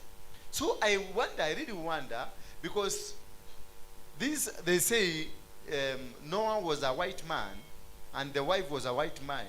At what point? Because I know the black can produce white, but white and white cannot produce black. Sure?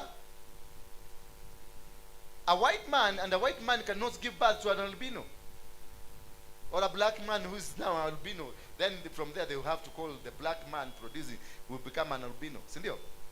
So a black man and a black man can produce albino.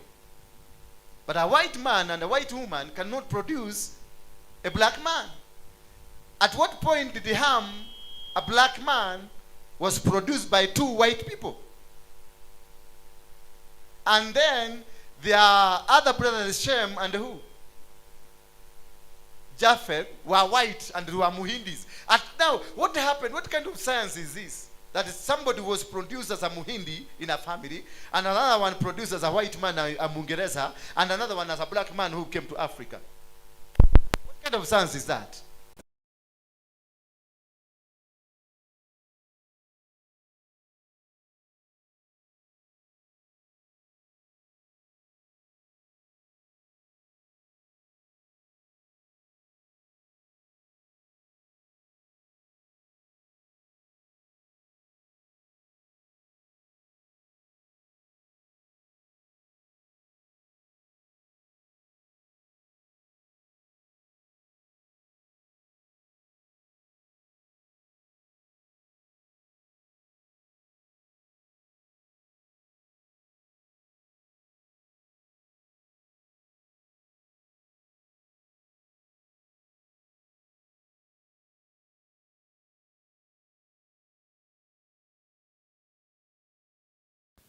They lie to you that the Jew, they are not the Jew. We are the Jew. The daughter, my baby, my child. That is what God does not call Uganda my child. He calls Kenya my child. Because we are the foundation. Why will history say the first skull of about how many millions years? About 400 million years. They will say it was found in Olduvai Gorge. Ama sio wa historia, wale wamesoma history. Wale walisoma, wale walifanikiwa kusoma. Mtu wa kwanza skull, the oldest skull imepatikana wapi? Yeah? History kama tathomire. Na niguo njaririe githungu. Kwa hivyo hakuna kitu mmeshika hata moja. Kai, ulishika kitu, unasikia kisugu yangu? Unajua kisugu yangu ni ile msuri. Kai anasema acha wewe. It was found in Turkana. The first skull of a human being was found in Turkana, not in Europe, not in Sweden, not in Germany, not in UK. That's the historian. The scientists, they have discovered the first life is found in Kenya, according to their sciences. And according to the Bible, the Garden of Eden is between two Euphrates rivers. One is in the River Nile, and another one is in Ethiopia. So, that is the Garden of Eden was in between two Euphrates rivers. Bwana Yesu asifiwe sana. So where do you derive life from? Bwana Yesu asifiwe sana. That's a little bit deeper. I need time for that. What I was trying to tell you, the Rechabites were stopped from farming, were stopped from owning anything because the grandfather decided so. And your grandfather or your father can decide you to perish forever, to suffer. You and your children. Your auntie, your uncle can make you suffer forever because they give sacrifices. They give a sacrifice over it. And when they give a sacrifice, God will listen to it. It doesn't matter what it is. There is this Elisha, he prophesied to the children of Israel that you go to fight the Philistines, you are going to win the battle. You are going to conquer the battle. And they went and they conquered the Philistines from morning until 5 in the evening. And when this king of the Philistines noticed that we are going to be perished, including himself, he decided to become selfish. He grabbed his son and smashes the son on the wall. The son died and he offered him a sacrifice. Immediately, the Philistines who were suffering from beatings, they turned against the children of Israel. And they beat the children of Israel because the father has given a higher altar sacrifice. So these men that we went with them into Muranga asked them, what did you do? And they told me, we slaughtered 3 goats. And God had revealed to me, it is only 3 gold that is making Kenya suffer. 3. These people, the Rechabites, were suffering because of a glass of wine. Kenya was suffering because of what? 3 goats. And that's I persuaded them and took them to the stadium where they did it. Ihora. And the Ihora was named, is a name meaning what? Kekoyos. Ihora. Is a beating. Direct translation. Ihora is a beating. Kodo kwena ihora. Kuna kihora. Ihora. Vitu zile kuna hata. Ihora. Wende wa Muranga. Somebody facing a challenge. Yani unapigwa vita. Uragerera ihora ine. Uragerera mateso ine. There is a problem in our home. The problem, the disease that he is new that has refused to go, it's a beating from heaven. Let me do it. Let me say it so. A beating. Niko kama dhahu mako anyuka ndo tatadeni. Another. So when I asked these old men, they told me they slaughtered 3 goats. And I decided I will not tell them. I'll go and buy the 3 and ask them which color were they. He told me they were white. And I told them to go to Muranga. We went to Muranga with them. They had refused to come to Muranga. In fact, another one had really, and then somebody from Kenyatta family was calling them not to go to Ihora because it is the Kenyatta family that led these people to do what they did. Kenyatta family were given the money to compensate this Mau Mau. They ate it and they bought land in London and they bought all this land that they have. It is from the money that was supposed to be given to these old men. So on Friday, a person from the Kenyatta family calls this man, we want to meet you. I was clever enough. I sent my car to go and pick the man told me nidiraho ndirodi mone naye ndekenya bethi ngone mone nikajua hapa nikigongona kinataka kuvunjwa nikamwambia leke tondu wathi kwa munene leke gucariria ngari ugithi kwa munene nigetha amenye nawe ukorogwo kuo. I told my friend I want a Prado because I needed to lift up my akili. I hired a Prado very fast. Go and pick the Muse from his house. Then tell him, after I told them, say, Umere no ginya Waruinge akoroho. So because I wanted them say to akubali kuleto baka kwangu. The Muse said yes. And the Muse was brought to my house. You know what? I asked for another goat. We slaughtered a goat and we started burning slowly until the end of the day. And I told him,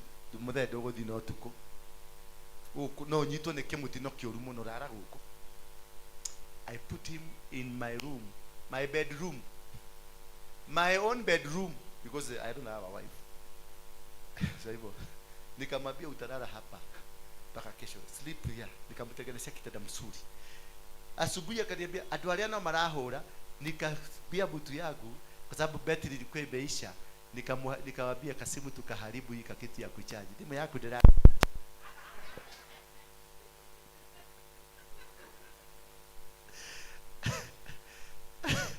ndimu yako ndio kati. They called until they came to Muranga Stadium. The son of Michuki was in Muranga Stadium. And the one that were tasked to make sure Kigogona kigetine kati. I think those who were there, they saw a Land Rover, a police parade, and the OCPD came right to the Jukua there. He alikuwa na ile kauda suit. Alikuja because he was alikuwa najua, how can I stop this? When God is on your case, nobody can stop it. When God has said this thing must be done, it will be done and nobody can stop it. Nobody can stop it. And because I knew the secret is mbuzi 3, nikanunua zikaekwa hapo, zililala kwa kiwanja. Naye Maina wa Magoto walikuja huko na buzi na tata ile matumbo ya wakasuguka. Kama mkiangalia ukuta hizo ya hiyo stadium mzima ilikuwa na mafia ng'ombe, sijui ni ya buzi. Tata ilikuwa imepiga kwa trio ndio wekeka huko. Wotrio ndio wekeka kwa thini wale tori agekuyo na mobi. Wotire nini? Walikuja thini wale tori agekuyo na mobi. Me, I came with the name of Jesus. So you allow them. If they're using the name, whatever the name they're using, let them use it as long as you know you are God. David told Goliath, you are coming with your power, with your energy, with your body, but to me I will come with you with my God. That is only how to conquer this thing. So I knew what is holding 3 goats. I went and bought 4. When you are giving a sacrifice, you do higher than what they did. Hallelujah. You don't give exactly, you don't give less. You give higher than what they did. So, I asked them, ukiangalia sana yule mzee alikuwa ameanza kukatalia hapa kwa madhabahu. Na tabireta mzee tukire kuhora dwaya na witikire. Akakubali. Nywele was a sacrifice he offered from 1958. Gejo nywele no maundu maya mahianika. That's a washing. Bwana Yesu asifiwe sana. That is what? So he had to remove it. The tabernacle, the turban had to be removed so that the freedom can start. Hallelujah. You saw the two daughters who walipigwa pamoja nao picha. They were excited. They have never seen it. Their daughter, own daughter, they have never seen it. Their own daughter, watoto wake, they had never seen what is in the head of the father. I am the first only person on earth between him and me. We are the only people that saw it because I had seen it here previously, and I'm the one that commanded it to come out. Then stretch it. And I pray to God, this is the end of the misery. Because that hair, it is that of who? Ule mulihegesha. Ule mulihegesha. Samson.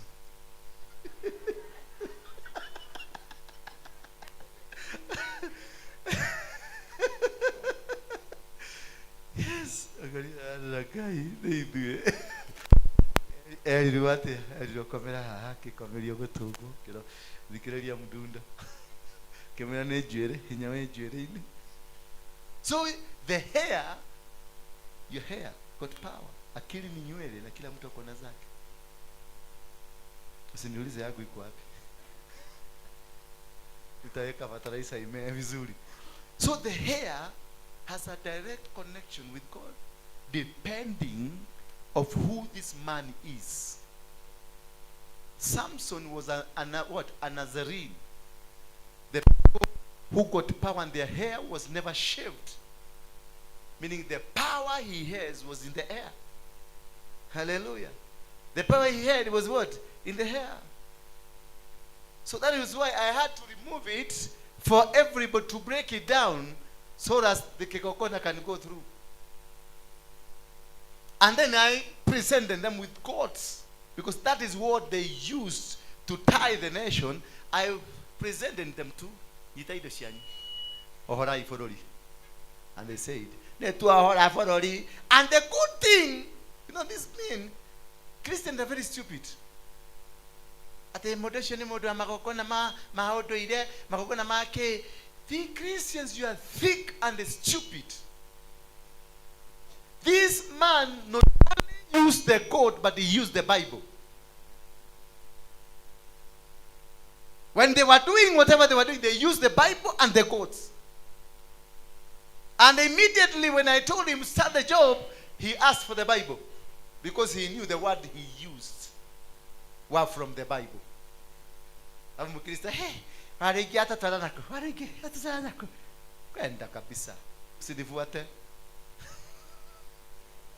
and when he said so, people have witnessed that 7 angels wakasimama hapa mbele. A few witnessed, they saw 7 good angels stood to indicate Kenya is free. Kenya is free. And immediately the stadium was filled by who? Where did those people come from? Walitoka wapi? Waliona kule watu walitoka. Kiwanja ikasha packed. God came to celebrate and we celebrated. That is the secret of fighting a generational curse. It's not that aliyokigwa kemwe. Kireko na doi kile oraruwa nakyo. Aliyokigwa kemwe. Aliyokigwa kemwe tumutuka. Wewe nwe wahotherwa ihinda riri ona ithio kahotherwa. That is how to fight witch, sorcerers and witches. Because this man used the Bible to do what he did. They used the blood of God to justify the words in the Bible. Ya hivyo ndivyo waganga wamefanya, wanatumia. Mimi nilienda kwa mganga hapa Matu. Manaitwa kanini, yule kimama na wabiaga kinamama kinono kilinikalia hapa na mafi. So this woman was reading everything from the Bible. Alikuwa na Bible, na hapa mbele nyungu ile pale niliweka kwa wagwana walikuwa naongea, kuna mifupa ya nyoka, mifupa ya kila aina ziliko kwa hiyo nyungu. Hapo ndio niliambiwa niweke my 200,000, meaning I have agreed whatever they would say it's going to happen. Nikaambiwa nitoe nguo, nikae na kaada ya kimama kile kanizunguka hivyo, kilikuwa kinikanisha kuku, kaitoka kuku, hii mdomo ya kuku kong, akinazunguka kile si wewe kinazunguka kinasimama mbele yako, kinafanya kong, kumbe ni kunivuka. Alafu unajua ni kimama kinono kinalikuja, kilikuwa hakina nguo, kinanifanya hapa kwa uso hivi. Na nilikuwa nimeenda kutafuta kamote wa polisi wasinione. Alafu nilikuwa natafuta saidi, walikuwa bishuki walisema shoot Waruinge on site. So nilikuwa natafuta kamote. Ya kwenda polisi wakiniona wanaona. Sasa nikaenda huko nikapatiwa hiyo kamote. Nilipatiwa kamote ya Mokidori, mtu wa Mokidori. Kakijiti hivi. Nilinunua 200,000, kuku wawili na busi sijui wanne. Na kukaliwa na mafi hapa. So nikakuja kushuka tu hizo mabasi ile mrefu hapa bus station hapa chini. Anaitwaje hapa? Machakos hapo. Hiyo. Kushuka hizo mabasi za matu. Kushuka tu kushika kanyaga kizimu hivi chini. Hivi. Hebu simameni. Mapolisi wakikula miraa, wakipita wakiwa kwa shughuli zao. Ndio nilikutana na wao. Friends wote. Wakiwa kwa shughuli zao. Sio mimi walikuwa natafuta, wakiwa kwa shughuli zao. Haraka nilipoona kwa sababu nilikuwa jua, nikafikia kwa mfuko nikachomoa kamote. Kaeka hapo. Vile nilikatafuna tu hivi, niliona jamaa mmoja akasema, mkubwa habari yako? Mzuri sana. Nikaona mwingine ameenda kando. Ngoja 1 2. Tuko na Waruinge hapa. Nikasikia kwa arrest him immediately. Niliposikia arrest him immediately, nikaeka mdomo kabisa. Kwa sababu niliambiwa natafuna kidogo. The more nilitafuna, the more walikuwa wakali. The more wakaambiwa weka kila mahali hewa ikuwa mzuri yako. Mabunduki zikawa pua. Watu wote wakakuwa disperse. Nilikaa jela 6 good years from that day. Asante. 6 good years I stayed in prison. After paying a witch 200,000. Na kukaliwa na mafi hapa. Tafadhali angebeba pesa yangu ni aache kunipaka mafi.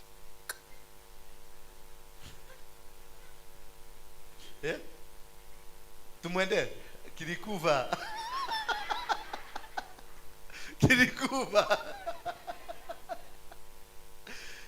Bwana Yesu asifiwe sana.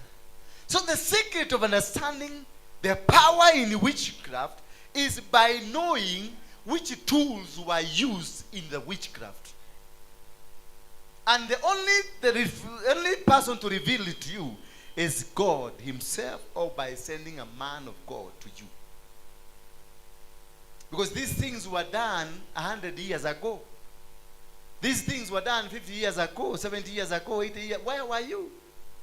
Alafu ulirudi ukaonoka ile kavanokio, ile utakage kuelewezwa, na ukafunguliwa kitabu ya Hebrews venye Mungu Yesu alikufa na damu ikamwagika, therefore there is nothing. And yet umekuliwa na shida hata kuliko chawa. Yet you call yourself you are saved. Kanisa uko saki kwenda kanisa. Na ulienda mara ya kwanza ukiingia kanisani ulienda ukiwa na kiatu. Siku hizi unaendanga na batagoma. Iko na shimu na kata ni ndani.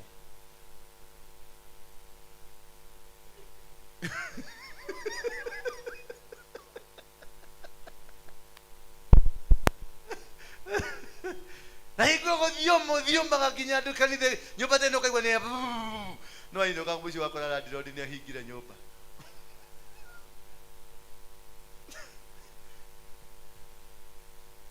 Bwana Yesu asifiwe sana. You need to understand, the more you get deeper in the word of God is supposed to set you free, not to make you suffer more. There are people who hate Christianity now because the time they got saved, that's the time they started going down. They even prefer, unajiuliza, kumbani dao no kile ni maudo mako mahetanile. Na dauma maudo mako makagera. The friends that you used to with are working and doing well, are driving nice cars. When I got saved, I became poor now, I'm begging, I'm working for them. Mpaka unatafuta hiyo kihonokio mpaka unaikosa. Why? Because you never understood that the day you got saved, you provoked an altar that is grounded for 200 years. And then nobody told you, when you provoke an altar, you must bring it down or it will bring you down. You don't just go provoking altars. I knew when I was attacking these guys, I was not attacking Kenya. I was attacking Britain. Because whatever that happened to this country, it had happened because of the Queen Elizabeth. Therefore, whatever I was not doing for Muranga. I was doing internationally, countering what? Commonwealth, the UK. And I knew the consequences. It was breaking news in UK. Yes. I'll send you.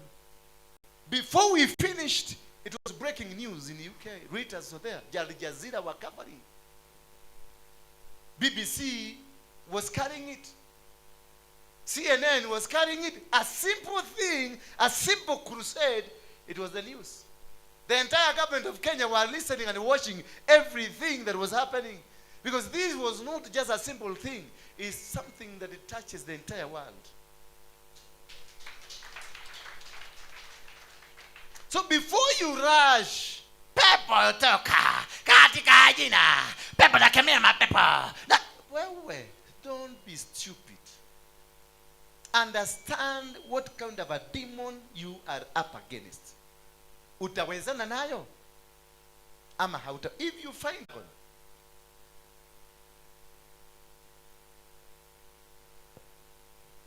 these demons and these altars, until you are able to destroy them. See, Jesus was crucified because of, not because of you.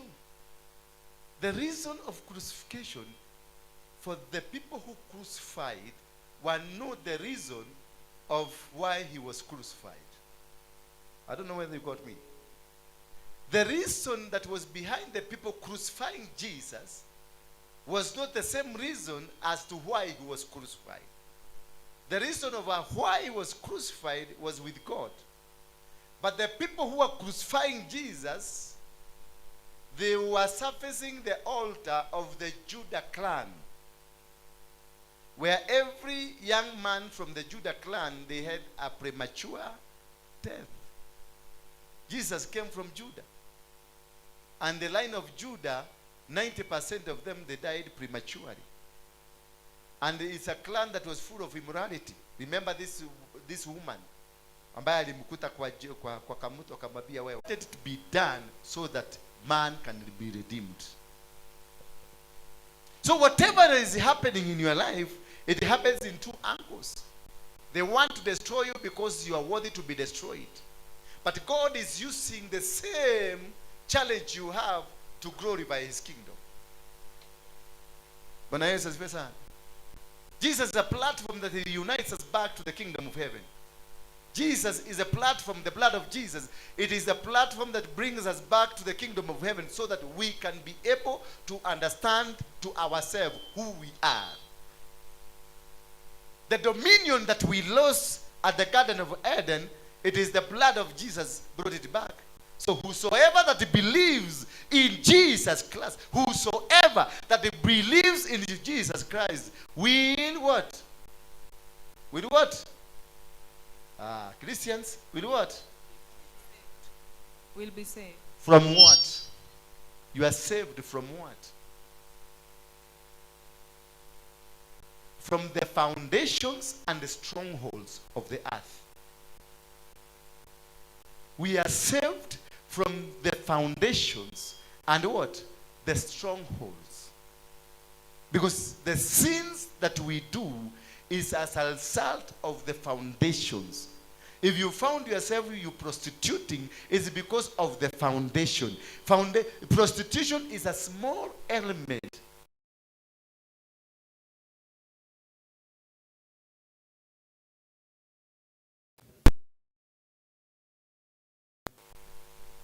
Miscarriages is a small element of the foundation. So that is why Jesus comes to reveal to you what kind of a foundation that you are under. so that you can deal with the foundation and don't deal with the immorality that is in you. Don't deal with the poverty that is in you. Deal with the foundation, because whatever that is happening in your life is as a result of a foundation.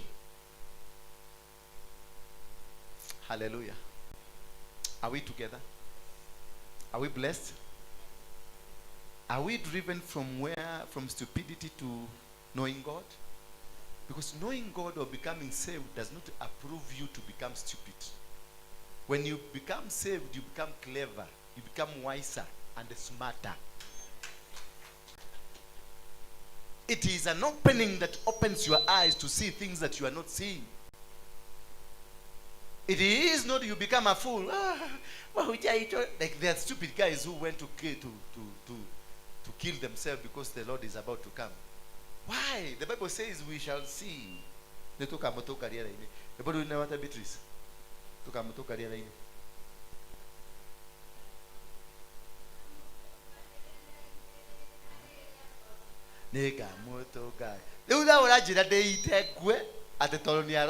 What is that? Na unaona watu wamejivugia kwa kanyumba kwa sababu anakuja wakufie huko. Na wengine wakachimba huko Joro, walichimba kaburi, wakafunikwa huko ndani, wakufie because ni aroka. Na ndiaria riri agoka, heka motoka rieraine. You see now the stupidity in Christianity. Ujinga wa Kristo. Because Muslims are not like you. Hata wale waizi huko machokora, they are not like Christians. Huko wanatumia akili. Ndio unaona hawachokora. Ushaikutana na mchokora mgojo? Na wananaka hata bila nguo. Enda ulale bila nguo leo. Utakukuta hizi. Pray and you'll be what? You'll be answered. But he told me, if you find you're not being answered, seek. And he'll do what? So he literally telling you, once you pray and there is no answer into your prayer, stop praying, go seeking, asking God, why are you not hearing my prayers?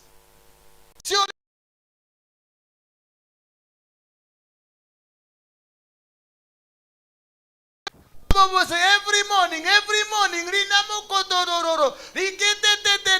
that is stupid. Stop that.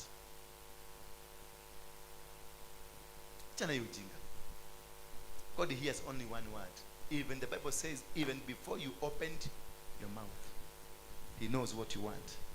He only needed you to connect.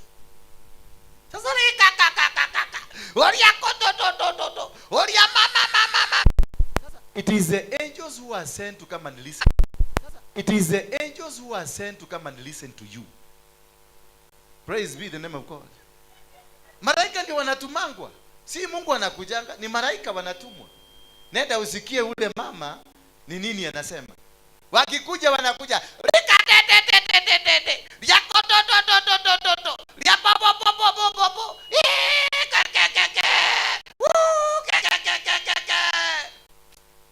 sasa anasikiliza, anasikia kuna liko toto na lima katatatata lieketetetetete alafu akasikia hiyo ni kuku ama ni chura. Sasa ripoti ile huyu Mungu malaika atarudi akeshoke ripoti ile iko.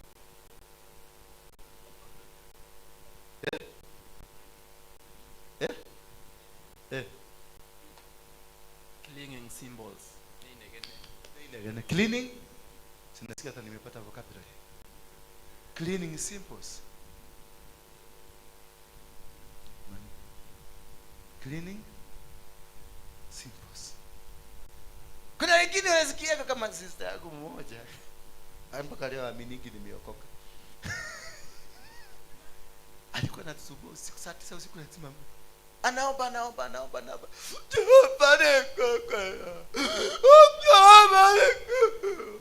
Sasa inaenda mpaka sauti inapotea.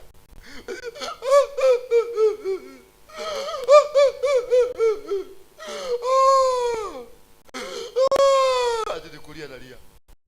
Ananilia Bwana. Sasa malaika, kumbe malaika anakujaga anasikiliza, anarudisha ripoti anasema nimesikia.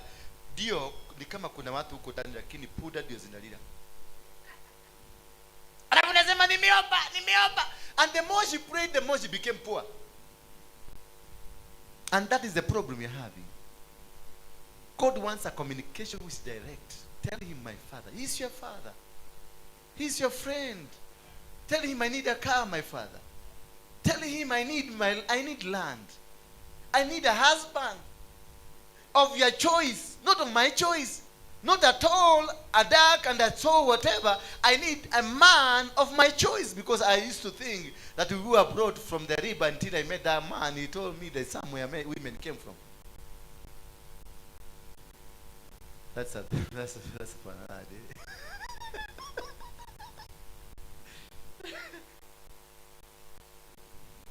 That's for what? Now ni gani?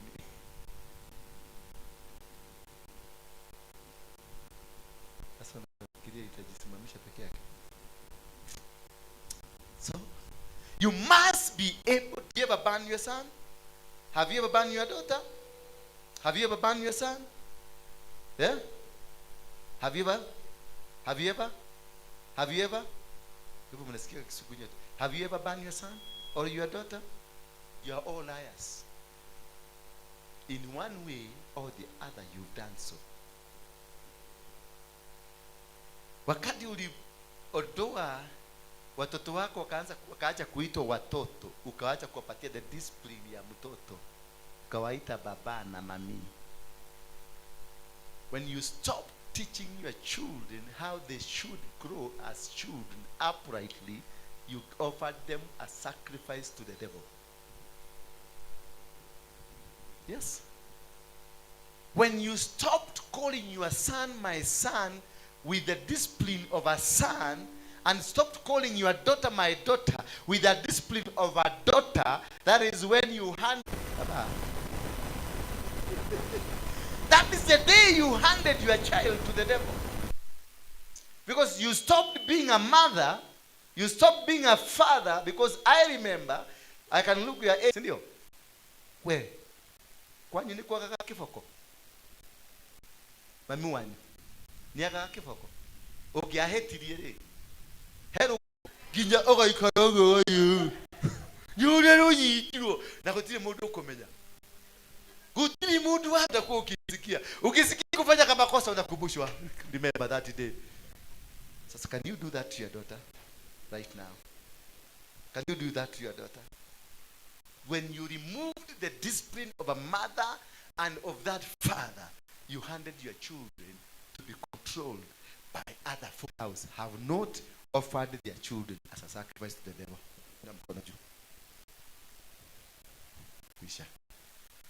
Please. Was your school fees your problem? It was the father's problem. But I will see, my father will see us from far. Na unaona anaanza kufanya hivi. Unakuja. Ni nini? Tumefukuzwa na school fees. Kwa pilipili chua. Chukua mashebe kwa shamba. Nachapa kofi na unatengenezwa hunyo ya kunyorosa na makosa si. Na uanze kulima Aziz na yeye buy time ya kutafuta hiyo pesa. Alafu anakupeleka shule. What about today? Pastor, kuna mwingine alinipigia jana simu. Pastor, ngaida kile pesa kwa bana nukuruka njoma. Kwa na theno ya uki. Kwemeli kwemwe tukuwigia kaiye. Unashindwa isi ni ujinga. Si wewe na school fees. Pesa utuliza. Na ukajua mtoto anaenda form 1. Kijana kile. Kwa straight hivi. Na nilikuwa nimemtengenezea connection Boeing. America sasa ako ndani ya shule. Nyinyi mkipaa hapa hata kama kutola mwanangu computer school ati mwiga kabisa. Wangu ako ndani ya Boeing sasa anaitwa dancer, nipigie simu. Kwa Boeing anafundishwa kutengeneza ndege na kuendesha ndege. Nili prepare. Ati nilizaa mtoto, niko pumbani nimekosa pesa ya kulipa how? Miezi 9 ndio radio keipaka. Duragurite tutaipa tete harambia ya kushaka tubai tutaipa. Sio ni ujinga. Miezi 9. Na before that bado unajua hiyo time ya kufanya nini.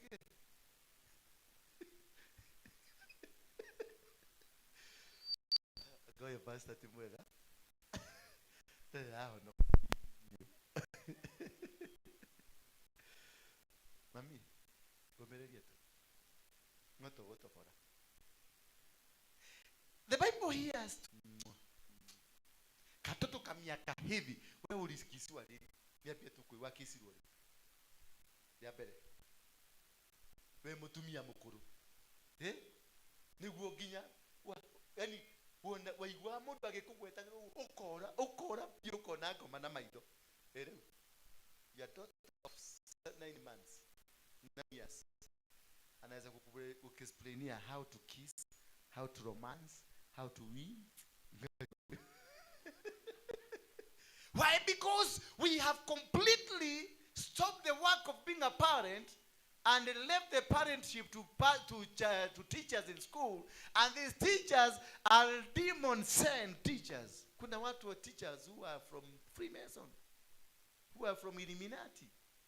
They find a child who has never been taught the word of God by the mother, then they will teach them because they are vacant. They will teach them their doctrine. Hallelujah. Anyone who practices divinations or tells fortunes or interprets on men or sorcerer, those people are yakigo kemwe. That's a sorcerer. You want to make me a sorcerer? Prophesy. Can I prophesy? Prophesy. Can I prophesy? Prophesy.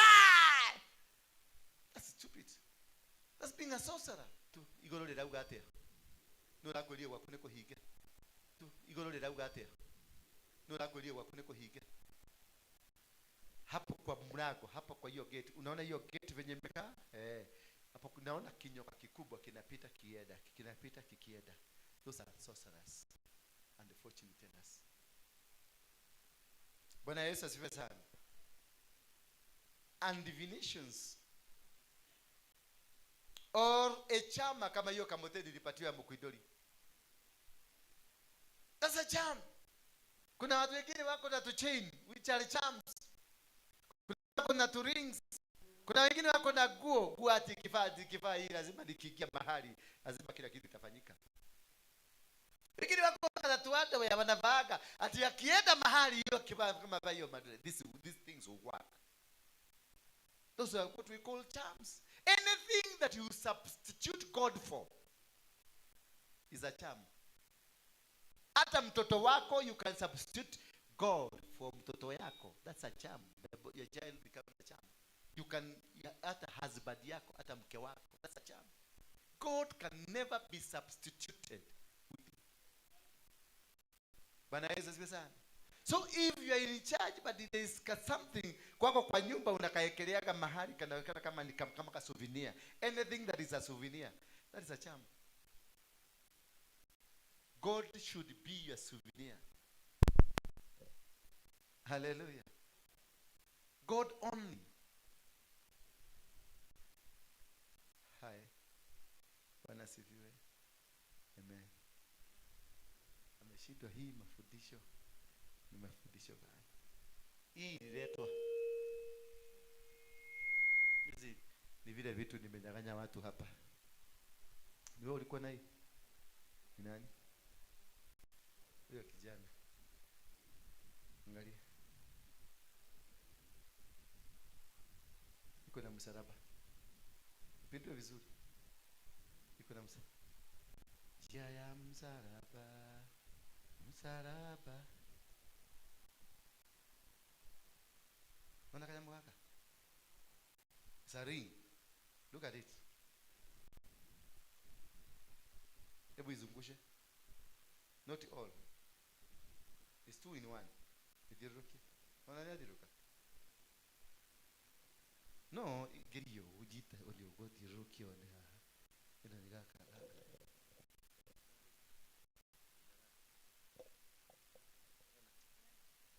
Na iko na msalaba. This cross, angalia vizuri. This is a Freemason cross. This is a sayo memo ebugo sungushya hii. Diruki kwa ile. Diruki ya ugo. Ona. Taramotara portion wa kawaida. This is not an ordinary cross. Look at it, my brother. Look at the cross. Pass it over, pass it over. Kila mtu angalie. Because I want you to understand. Sasa huyu amefanyika mchawi, lakini aliichukua kwa duka because ilimfurahisha. Lakini alitengeneza, alijua nimedevelop contact point. Wherever it will go, that I'll be able to contact. Bwana Yesu asifiwe sana. Look at this. Want to help you, women. Look at this. What is this? Hapa juu. Ni nyoka. Yeah? Ni nini? Lakini ameweka wapi? Ni ya wapi? Ni yako.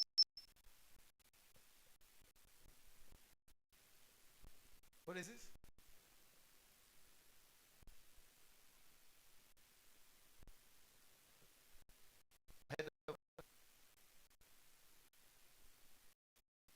A snake.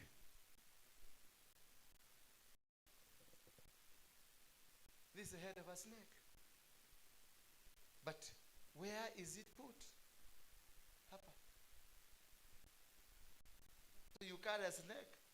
Na hapa, when your leader wa worship. Oh, tonight, somebody say amen. Hallelujah, Jesus is saying. Jesus going to say amen. Now you, do you know, have you ever seen it? For me, I used to think ni za kule yard zikikuja Mombasa zinapatiwa sticker. Kumbe that is their number. They have given their car. That is the number. Huko kwa Freemason wametoa this lot, number 1, number 2, number 3 zimetumwa Kenya. Those are the numbers given. They have inside hizi passcode for their scanning wherever they are. So the first thing he did, he went straight to it and they removed it and they told, this is what I was interested. Dinagari yako leo. Hallelujah.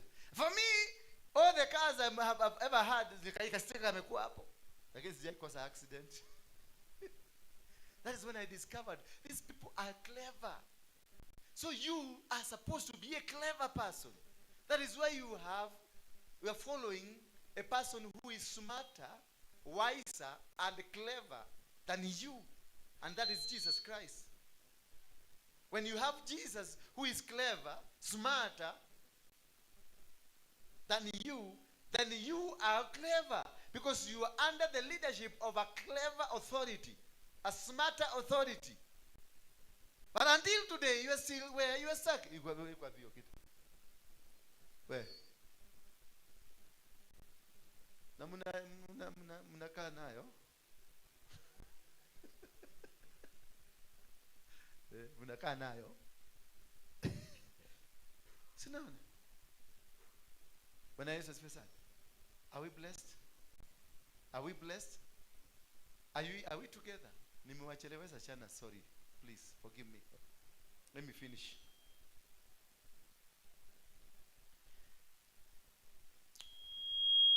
Verse number 12. For whoever does these things is an abomination to the Lord. So whenever, if you have neglected your husband, unamwambiaga iliyoshiha microwave.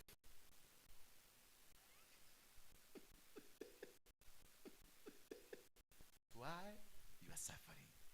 That is why even if they prayed for you, it will change. That is why even if whatever they did for you, nothing will totally change. When you are in your house, look at your house, see any sign that does not embrace the Spirit of God and remove it. All these cars you see, zimatatu zimekuwa decorated vizuri, kina kimama kimekaa hivi. There is a reason. Bada kujira moto nyinyi kimondo kinage kana kikalete huko igashoroka alini ogo hata likitomi. Unaweza kuweka hizo maglass bila reason? No, there is a reason. Hawezi haikuwekwa just at it was a coincidence. Hiyo kipicha kama zile gari za Rukai nyingi. Nikibaya coincidence. Unakuta kibutu kimefanya hivi, kimeinua hivi na hivi, na kimekaa hivi na and it was, why didn't they find another picture of a tree? Lakini wakaona hiyo ndio mzuri. Because this is telling you the owner of this car belongs here. All signs are meant to give direction. Nikivaa t-shirt ya Tusker hapa, ninataka kutakasa Tusker. Na nakuonyesha Tusker, penye unaona ikimuli yangu hivi kimekaa ni Tusker imetengeneza. So take one for the road. Everything that we do is meant to market. Bwana Yesu asifiwe sana. Watoto wenu waangalie kama wako na tattoo. Ukiona ako na katatu hapa kwa jicho kamoja, kengine imekaa mtu machozi, ujue hiyo ni Gaza. Ako kwa ile kikundi inaitwa Gaza. Bwana Yesu asifiwe sana. Ukiona mtoto amewekwa cobra, amechorwa cobra hapa, is the rank. It is an altar of cobra. Kuna wengine wanawekwa hapa kwa mkonyo, altar hapa. Ingine inateremka mpaka kule kwetu. Alafu huko kwetu kunawekwa kefini. Chukuza watoto. Chukuza. Mwingine hapa rafiki yangu, ako wapi? Ni hato ile. Ni ile. Ni ile pio. Ama huko. Adiko. Ora katuaje service. Ni ile dimo. Ama ako chini. Tukianza service lazima aende. Ako na star za tattoo 5 star. Alitengenezewa na Philippines. He's a 5-star rank. I know you know who is a 5-star. Nani mwingine yako na tattoo? Nikwambie ndio tu mkono usiogope. Mwingine yako na tattoo? Wewe hauko nayo? Hata moja? Nani mwingine yako na tattoo hapa? Hebu kuja. Utakubali tukutumie? Umekubalisha tukutumie? Thank you. Sianze kwenda kusema nataka kulipwa. Takukonga. Labia kuja nikulipe. Kwekelea gedhano ya kichwa. Wapi? Ni nini? Scorpion. Kabla uwekwe hii ulikuwa kazi. You are working. Na shida zako zilianza lini? After hii ama before hii? After you put it. What's the spirit of a scorpion? Stinking. Do you stink? Huh? What is your character?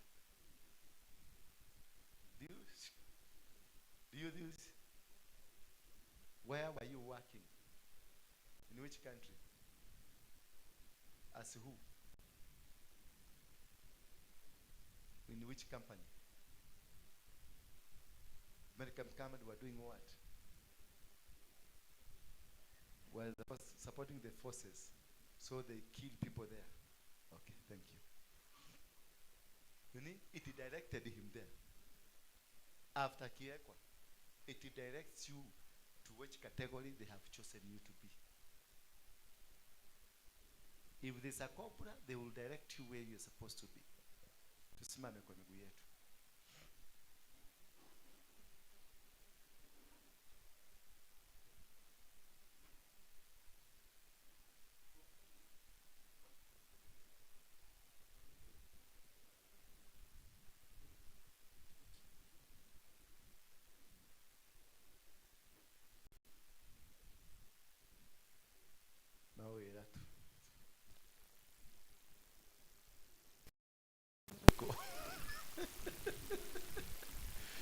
Tuambie ukweli ni kazi gani? Kuja hapa. Enda huko. Chukua microphone muipe.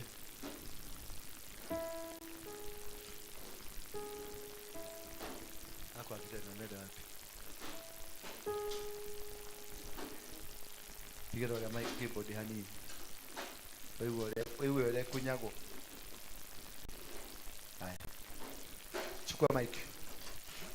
Chukua mic nyingine. Wewe ziko mic zingine? Mbona hazifanyi? Zingine zile tulinunua. Bado ifanyi? Eh? Okay, mpatie msichana na muibe na vitu pamoja. Oh yes. Prepare. I think now you can imagine, umeweza kuangalia where could the problem is. Umeona sasa? Sasa utasema aliakiwa kemwe. Mami. Nitakuwa kwa wako.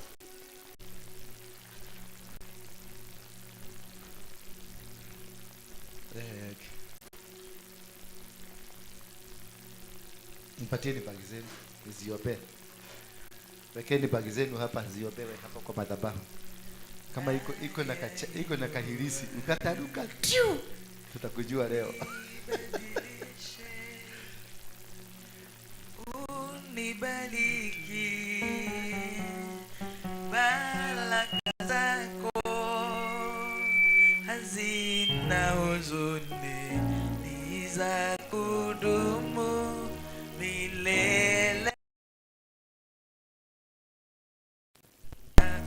Baba naomba kubarikiwa nawe, sitoki hapa usiponibariki. Baba naomba kubarikiwa nawe, sitoki hapa usiponibariki.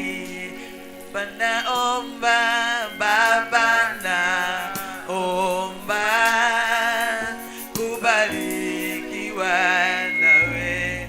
Sing everything I give to you, withholding nothing, withholding nothing, withholding nothing, withholding nothing, withholding nothing, withholding nothing.